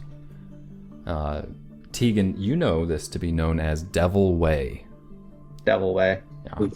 It's not a common name, but it's what has linked this place to your map. And you're probably getting a little bit excited at this point about the place you're at. The sun has not yet set. It's still high in the sky. It's probably like 6 p.m. on a spring day, so you still have a couple hours of light. But you know that you don't want to linger for too long. Regardless, those mad enough to travel this far finally lay eyes upon Devil's Way. The road, if you could even call it that, has dissipated entirely as if the landscape demanded it reclaimed. A quiet fog seems to eternally meet the turning of dirt to snow, and a peculiar crunch can be felt underfoot. The air is heavy and bitter. In the distance, 2 curved pillars can be seen between 2 ascending mountain spurs, seemingly the only forgiving pass leading farther up into the barrier mountains. I would add it is starting to get a little chilly, but the snow is higher up the hills. It's not like underfoot yet.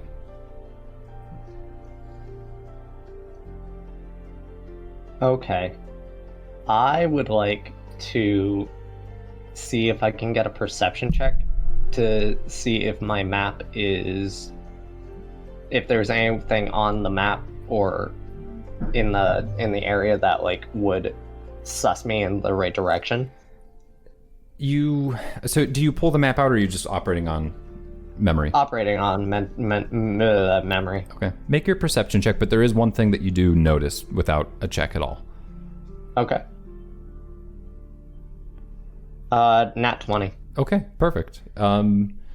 Immediately, you see the curvature of these pillars, and they're identical to the horns that are on the bottom corner of the map. I go towards that. Okay. Without even telling anybody. Everyone in the party, you notice TJ just sort of head right for this very, very ominous pass. Are we going to stop her, or... Let's follow. Must be the right way. Alright. Fine. Like right now, I'm very much pigeonholed. I kind of forget that anyone's near me with me. Yeah. Your obsession is right there. Hopefully a clue at least. With your natural 20, you come upon the pillars, and you note that there is. Have you ever seen like a cairn or a barrow den, some sort of a graveyard that would have been piled with stones? You note immediately behind one of these tall curved pillars, there's just a series of stones stacked, and it's right into the side of the mountain spur that would probably delve into a little cave. And you notice it immediately. You're like, why doesn't anyone else ever see this? I turn and look at the party very briefly, and I point at the cave. They're all I point very as confused. well, with wide eyes, just like, yeah, look. You think a horse is in a cave? Why would they go there? It's a What is skeleton it? horse. I don't know. I don't know the habitat of skeleton horses. It's a cave. Let's go in and investigate. Why would you want to go into a closed-off cave that probably will crash down on us as soon as we walk in? Okay. I'm sure it's been here for quite some time. I would like to do a deception check on the party. Okay. This will be contested by all of your passive insights. Jake, Okay. make your deception check.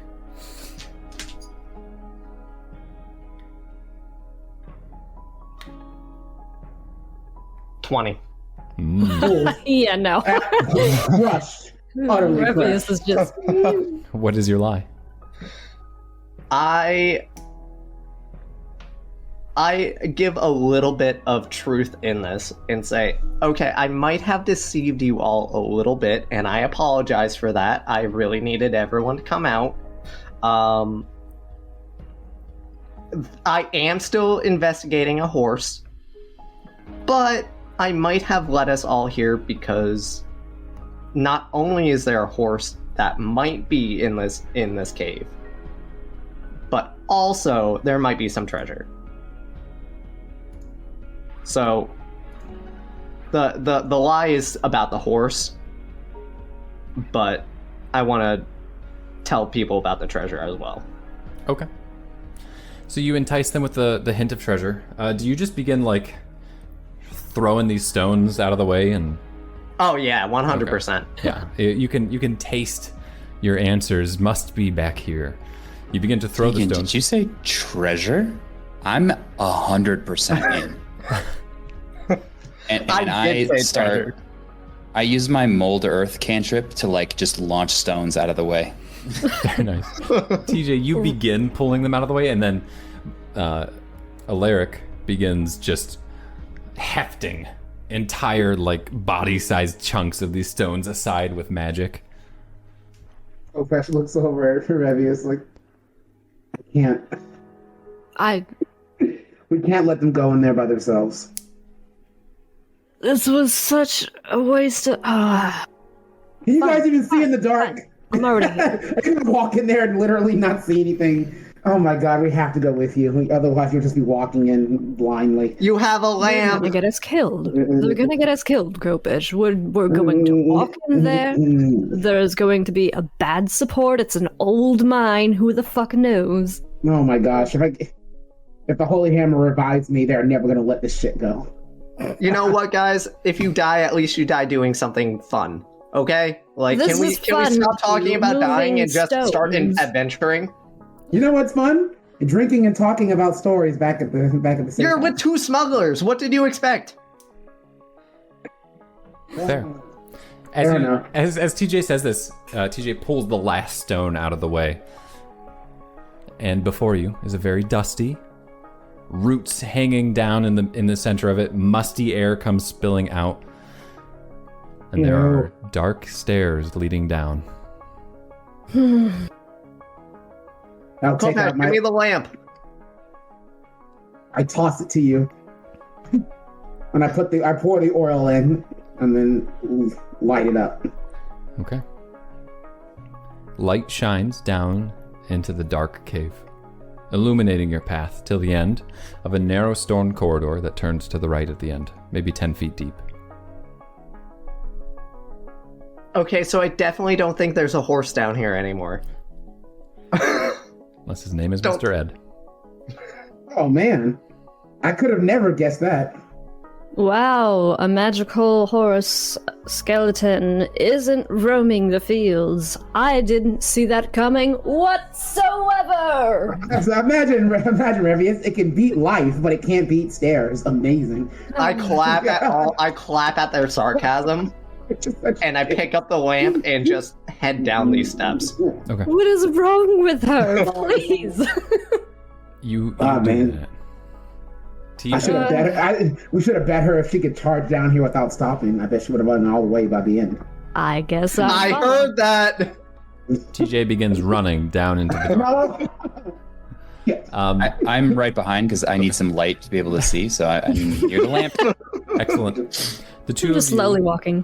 The two of you I'm race. watching because I think as they charge ahead, Kopesh is here. Revius, he snaps his fingers and makes a regular light cantrip on his fingers. So, TJ has rushed down into the darkness with Alaric close behind.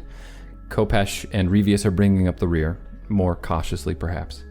Yes. As you head down into the darkness, the chamber opens up before you, TJ, and it's a large rectangular room. There is dirt, leaves, roots on the floor. However, it's just stone. It's a perfect stone square. There are no cracks. Like, it's not bricking, it's not stone, it's not even mortar or pasted. It's just flat stone. It's completely bizarre. And as you travel into the room, The light shining forth from the lantern of revealing shows that halfway through this chamber, into the darkness, there's just a straight line bisecting it. And beyond that line, it's pristine. And just before it on the ground, there's a small indentation about a rectangle, about the size of your map. I turn and look at Alaric. I'm not seeing things, right? Like this place looks like it's untouched. Like it's clean. Like I'm not imagining that.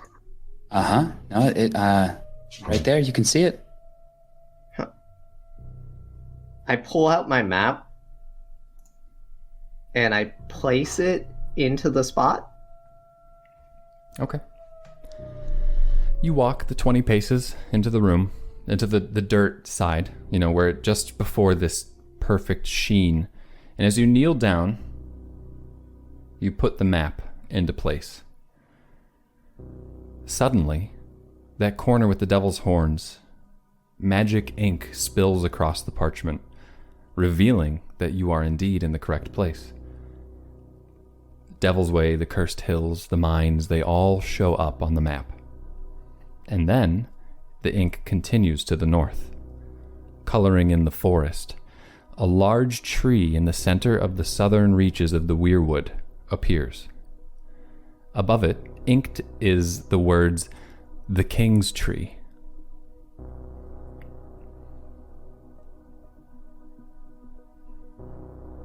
Okay. Can I do a history check for the King's Tree to see if I've heard any kind of stories about it? Tegan, that's a cool map. Yeah, thank you. Do you have it out? Do you have it out to everybody right now? Yeah, it's down on the ground. You didn't try to like lean over or anything like that. You're just like, I was like, okay. Nat 20 on that. Boom. Okay. You think you've heard some sort of rumor about a mystical ancient tree, but even Alaric, who has spent a lot of time in this forest, has never heard anything of it. So you think at best it's fae tale or folklore. And as you're excitedly scooping up the map to put it back in your pocket. So I'm like, where's the treasure? Basically what I was saying, just where is it? I don't see anything here. It's smooth stone. You look up and you see your reflections, which you did not see before. Except instead of you see silhouettes, brown and muddy, almost like glass, looking back at you. Humanoid shapes exactly mirroring you. The planes on their faces just flat angles of shaped glass. Does this remind me of the brown and muddy forms I saw a few hours ago? It does. How is this? Whereas I think in the plains we saw some type of looking portal. This, and I'm like waving and just making sure that waves back, waving to myself perfectly. This may be some kind of portal. Portal. Yes, where it leads, I don't know, but I suspect it's some different plane. Tegan, how did you find this place? A lot of investigating. On the map, there was a horn kind of thing, and I thought it might have been here.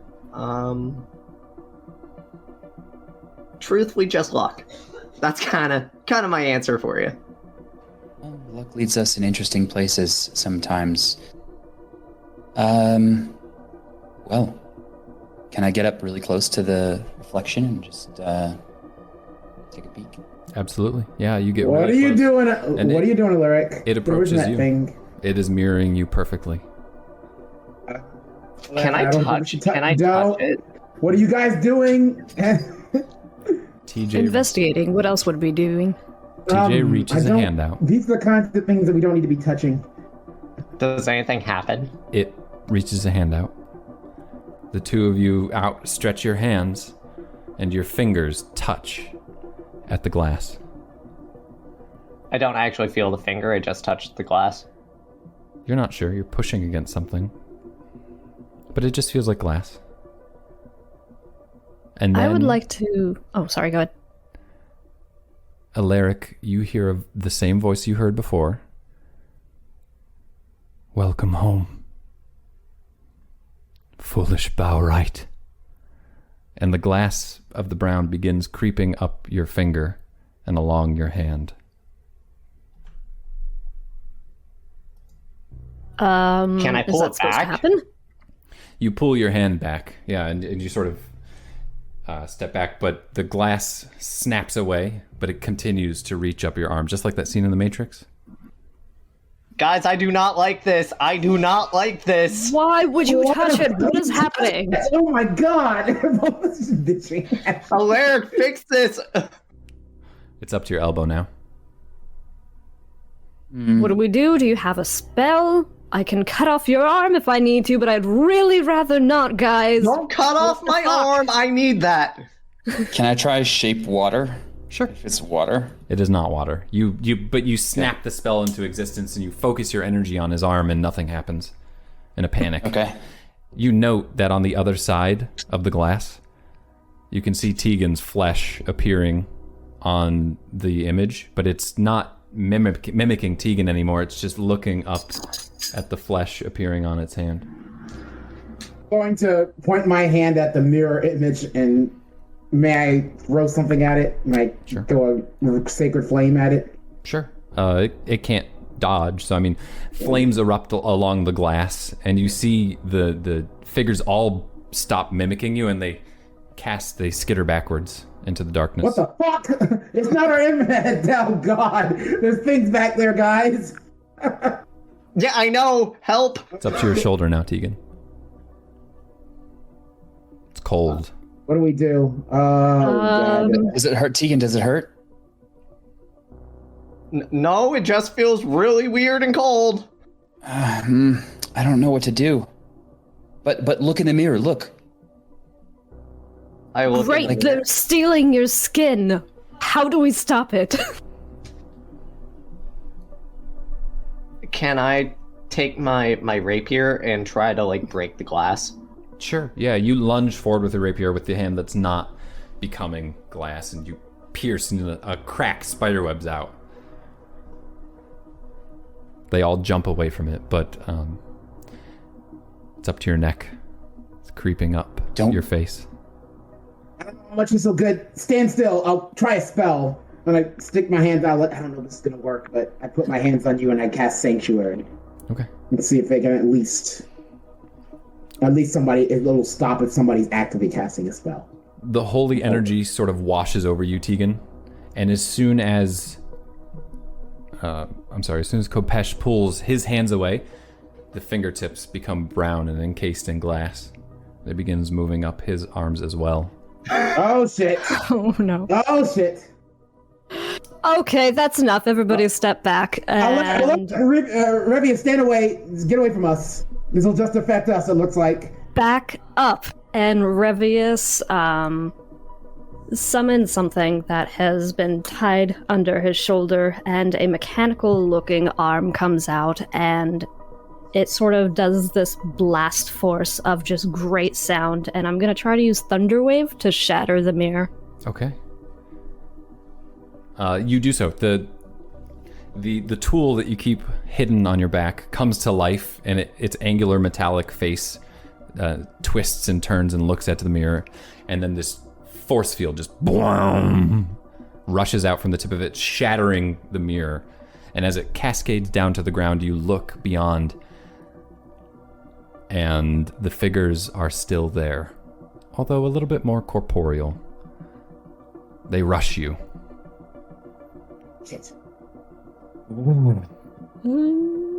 They lunge across. They just, I mean, they're reaching for you. They grab you, and as soon as they do, their hands, you just feel the cold around your wrists as they make it to you, and they reach out and they grab you, and glass begins to creep up your bodies.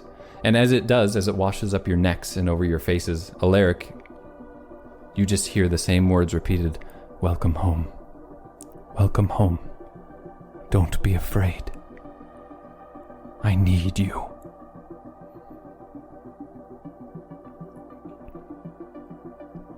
And darkness finds you all. It was fun, guys. I enjoyed this session. I enjoyed having this campaign. That was a good one, Now they're all guys. dead. Now they're all dead. We'll see you in another month when we roll up new characters. What happens when your DM doesn't give you a save and kills you in round 1? So I would like you all to choose one proficiency, and some of you understand why. We will go over it again later, but I do want this proficiency to be what you want to be willing to succeed at. It's kind of your roles. This is your corruption, or your gift, depending on your perspective. You want us to tell you or DM you or? You can DM me. That'd probably be for the best. The only thing I do want is for you all to have different ones.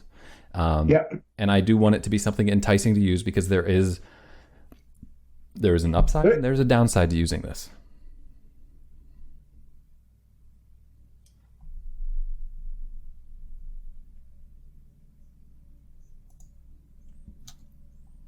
Skill proficiency? Yes, Not a saving throw? Okay. correct. A skill that you don't want to be able to fail at, basically.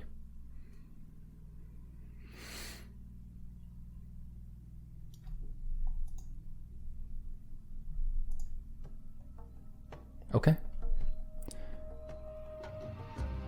Consciousness finds you. You're standing outside the Devil's Horns. The wall is flat. There's no evidence that there was a chamber there at all. The map is still clutched in your hands, Tegan, with a next location marked.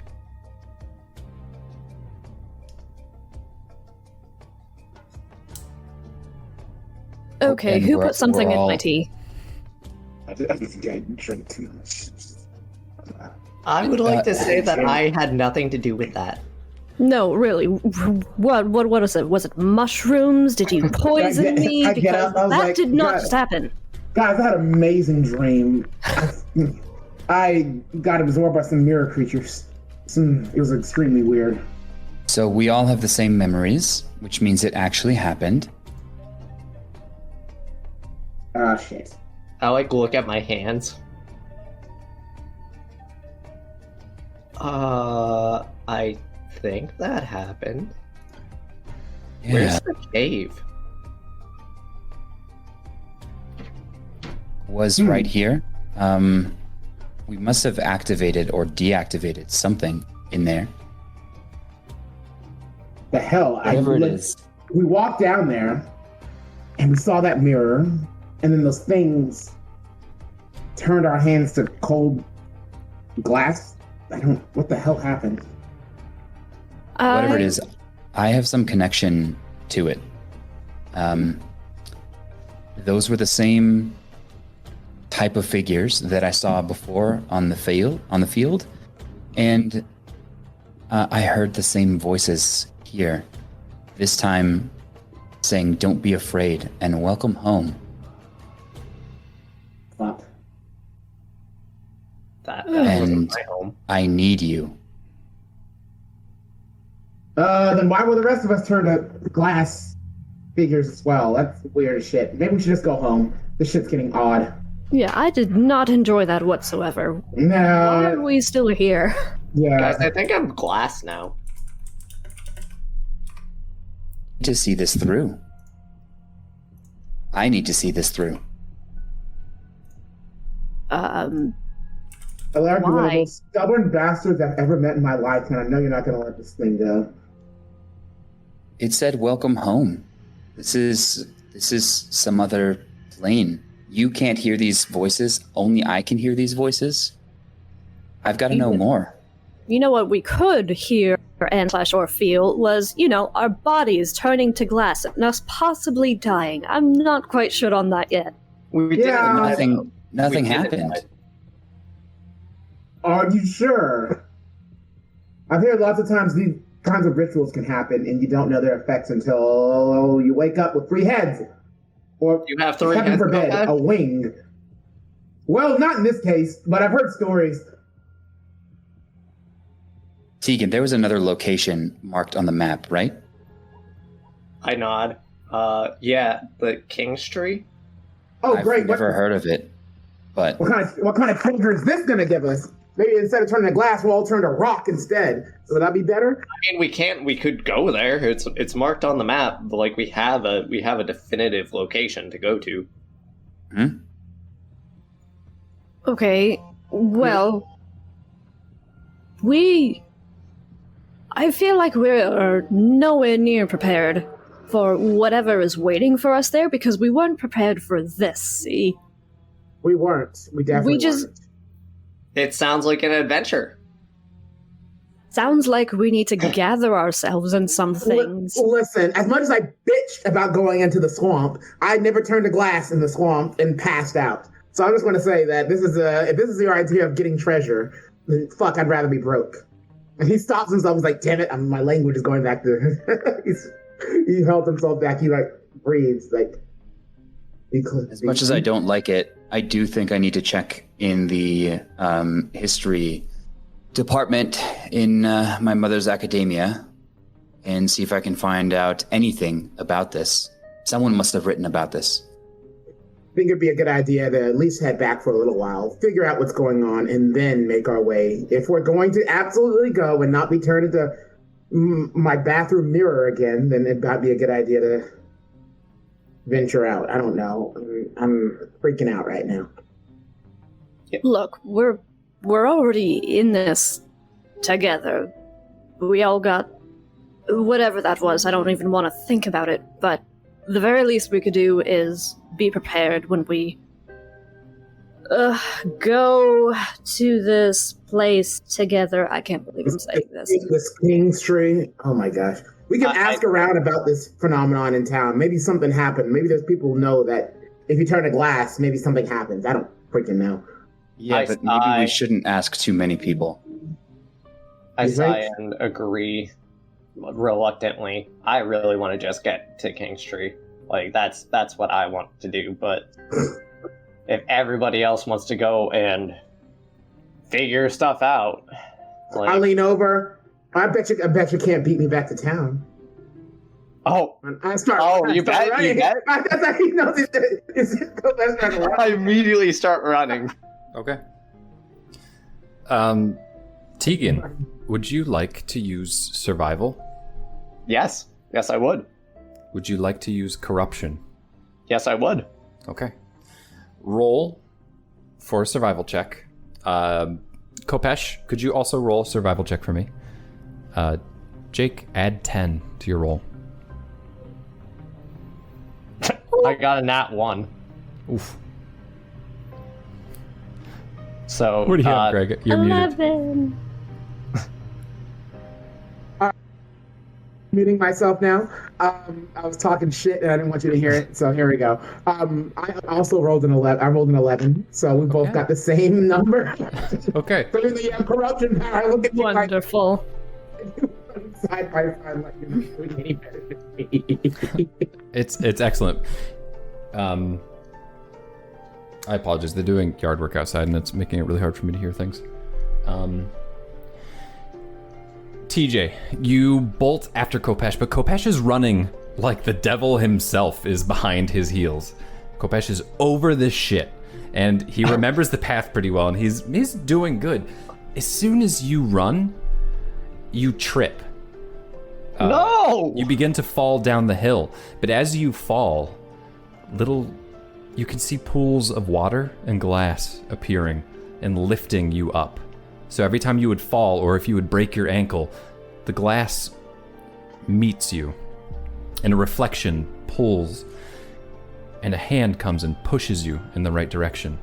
Or your foot lands on a bush that there was a hole underneath, yet as soon as you broke through the roots, it became solid and presses you up again and pushes you forth.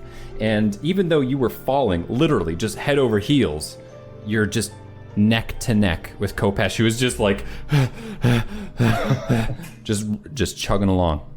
And you don't know how. You knew you fell, but you never hit the ground. The rest of the party is keeping up with you, following you, until you come upon a clearing. And you all kind of stop and start to catch your breath, because you realize, like, okay, we're racing home, but it's an hour, it's a couple hours. We can't just sprint the whole way home. So as you come to a stop and you look at each other, in the distance you see a deer. Is it a skeleton deer? It is not a skeleton deer, no. However,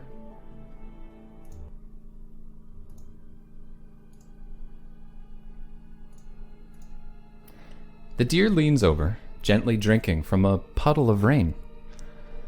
Closer than normal. It should have heard you by now, especially the way you were rushing up on it. You would have noticed a flicker of its ear, a stiffness of its muscles, but nothing of the sort happens. It drunkenly lifts its head and twists its neck to the side so its ears are parallel to the horizon. Lets out a haggard bleat and walks forward, head still twisted. Finally, it contorts its body to stand on two hind legs. Its forelegs limp, slumped side to side along its body. Its head is still agog, its tongue lolls out to one side. It lurches back quickly towards you. It stops just as quickly, winds up its torso, stretches its back, and pulls its head forward with another scream that echoes in the forest. Its head smacks the bark with a crunch. You see its tongue fall to the forest floor with some teeth. It stumbles backward again, still writhing awkwardly on its hind legs like a human imposter is within it. This time, it falls backward, using its body to crush its head into the puddle. The weird scream lilts out again, but is silenced by the water and replaced with a heavy gurgle that lasts almost too long, until it finally subsides and the creature's muscles go limp. I have never seen anything like that.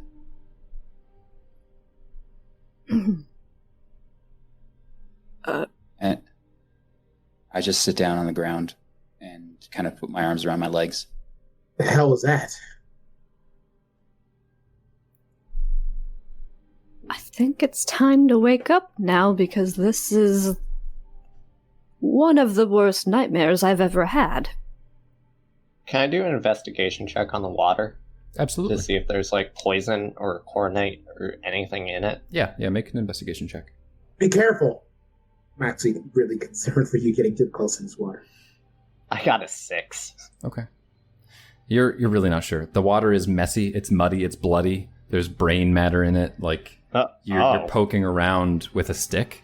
And as There's you do so, brain matter in it? it's like the deer's brain is like it smashed its head open.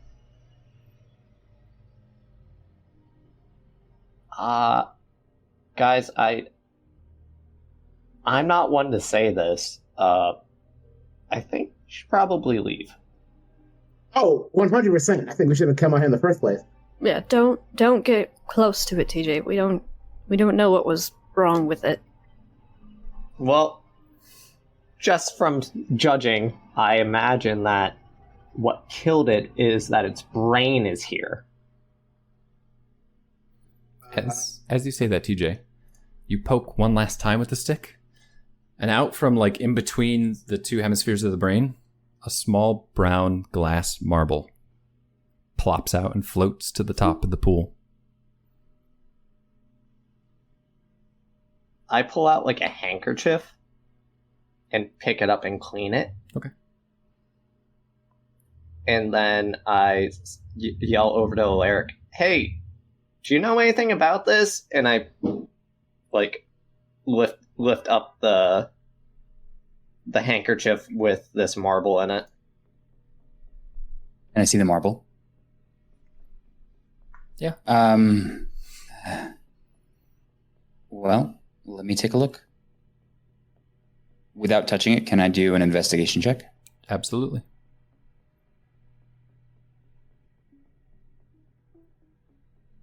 $19. Okay. You turn the marble over in your hands. You make a couple connections. One, you realize it's identical to the circumference of the hole in the hagstones. The other thing you realize is that there is an irregular feel to it. It's not polished smooth. As you look down into the brain matter, you see long, slender spindles, like needles of coronite that seem to have pierced the creature's brain.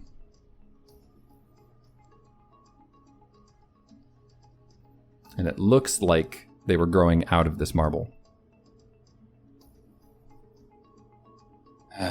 I don't have good news here. Number one, there seems to be some amount of coronite in the deer's brain that originated from this marble. And Coronite. Coronite, yeah. Oh, shit. And two, maybe a coincidence, maybe not. This stone reminds me of those holes in the rocks we saw in the plains.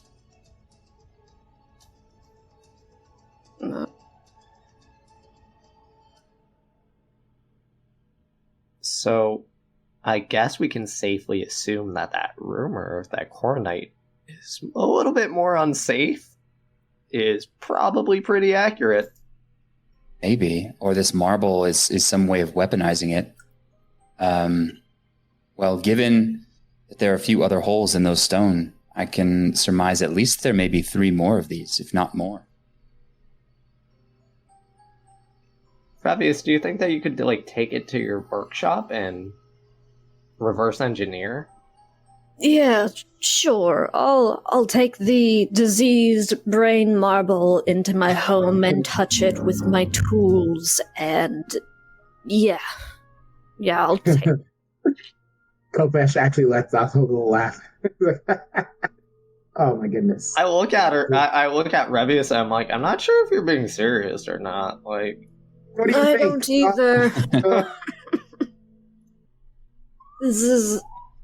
I don't like this sarcastic side of you. Are you kidding?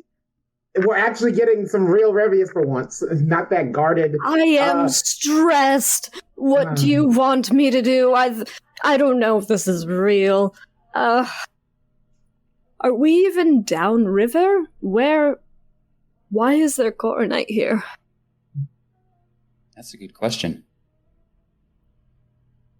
Are we downriver? Secret DM force? You're south of the river, but you're uphill. Okay. Keep heading back. I think being out right now is probably not a good thing for any of our minds, any of our bodies. Can I just do a nature check really fast to see if I could tell where the deer has been? Sure. Via its excrements or... Sure. Just like... We'll see what you get. Make your roll first. Yeah, no, it's 6. Okay. Yeah. You don't see any fecal matter about. I guess you could reach up its butt and find it, but you're not feeling that adventurous today. It's been a long day. I was just thinking, see if anything that ate was indigenous to a different area of the town. It's a local deer. You know it's a local deer. Yeah. It's a local creature. This is something very typically haunted or hunted in the area. You see some burrs on it, and perhaps it's been close to the forest as well, but they're only a few miles apart in some areas. It's pretty normal. You're not sure, but you think it's an indigenous creature.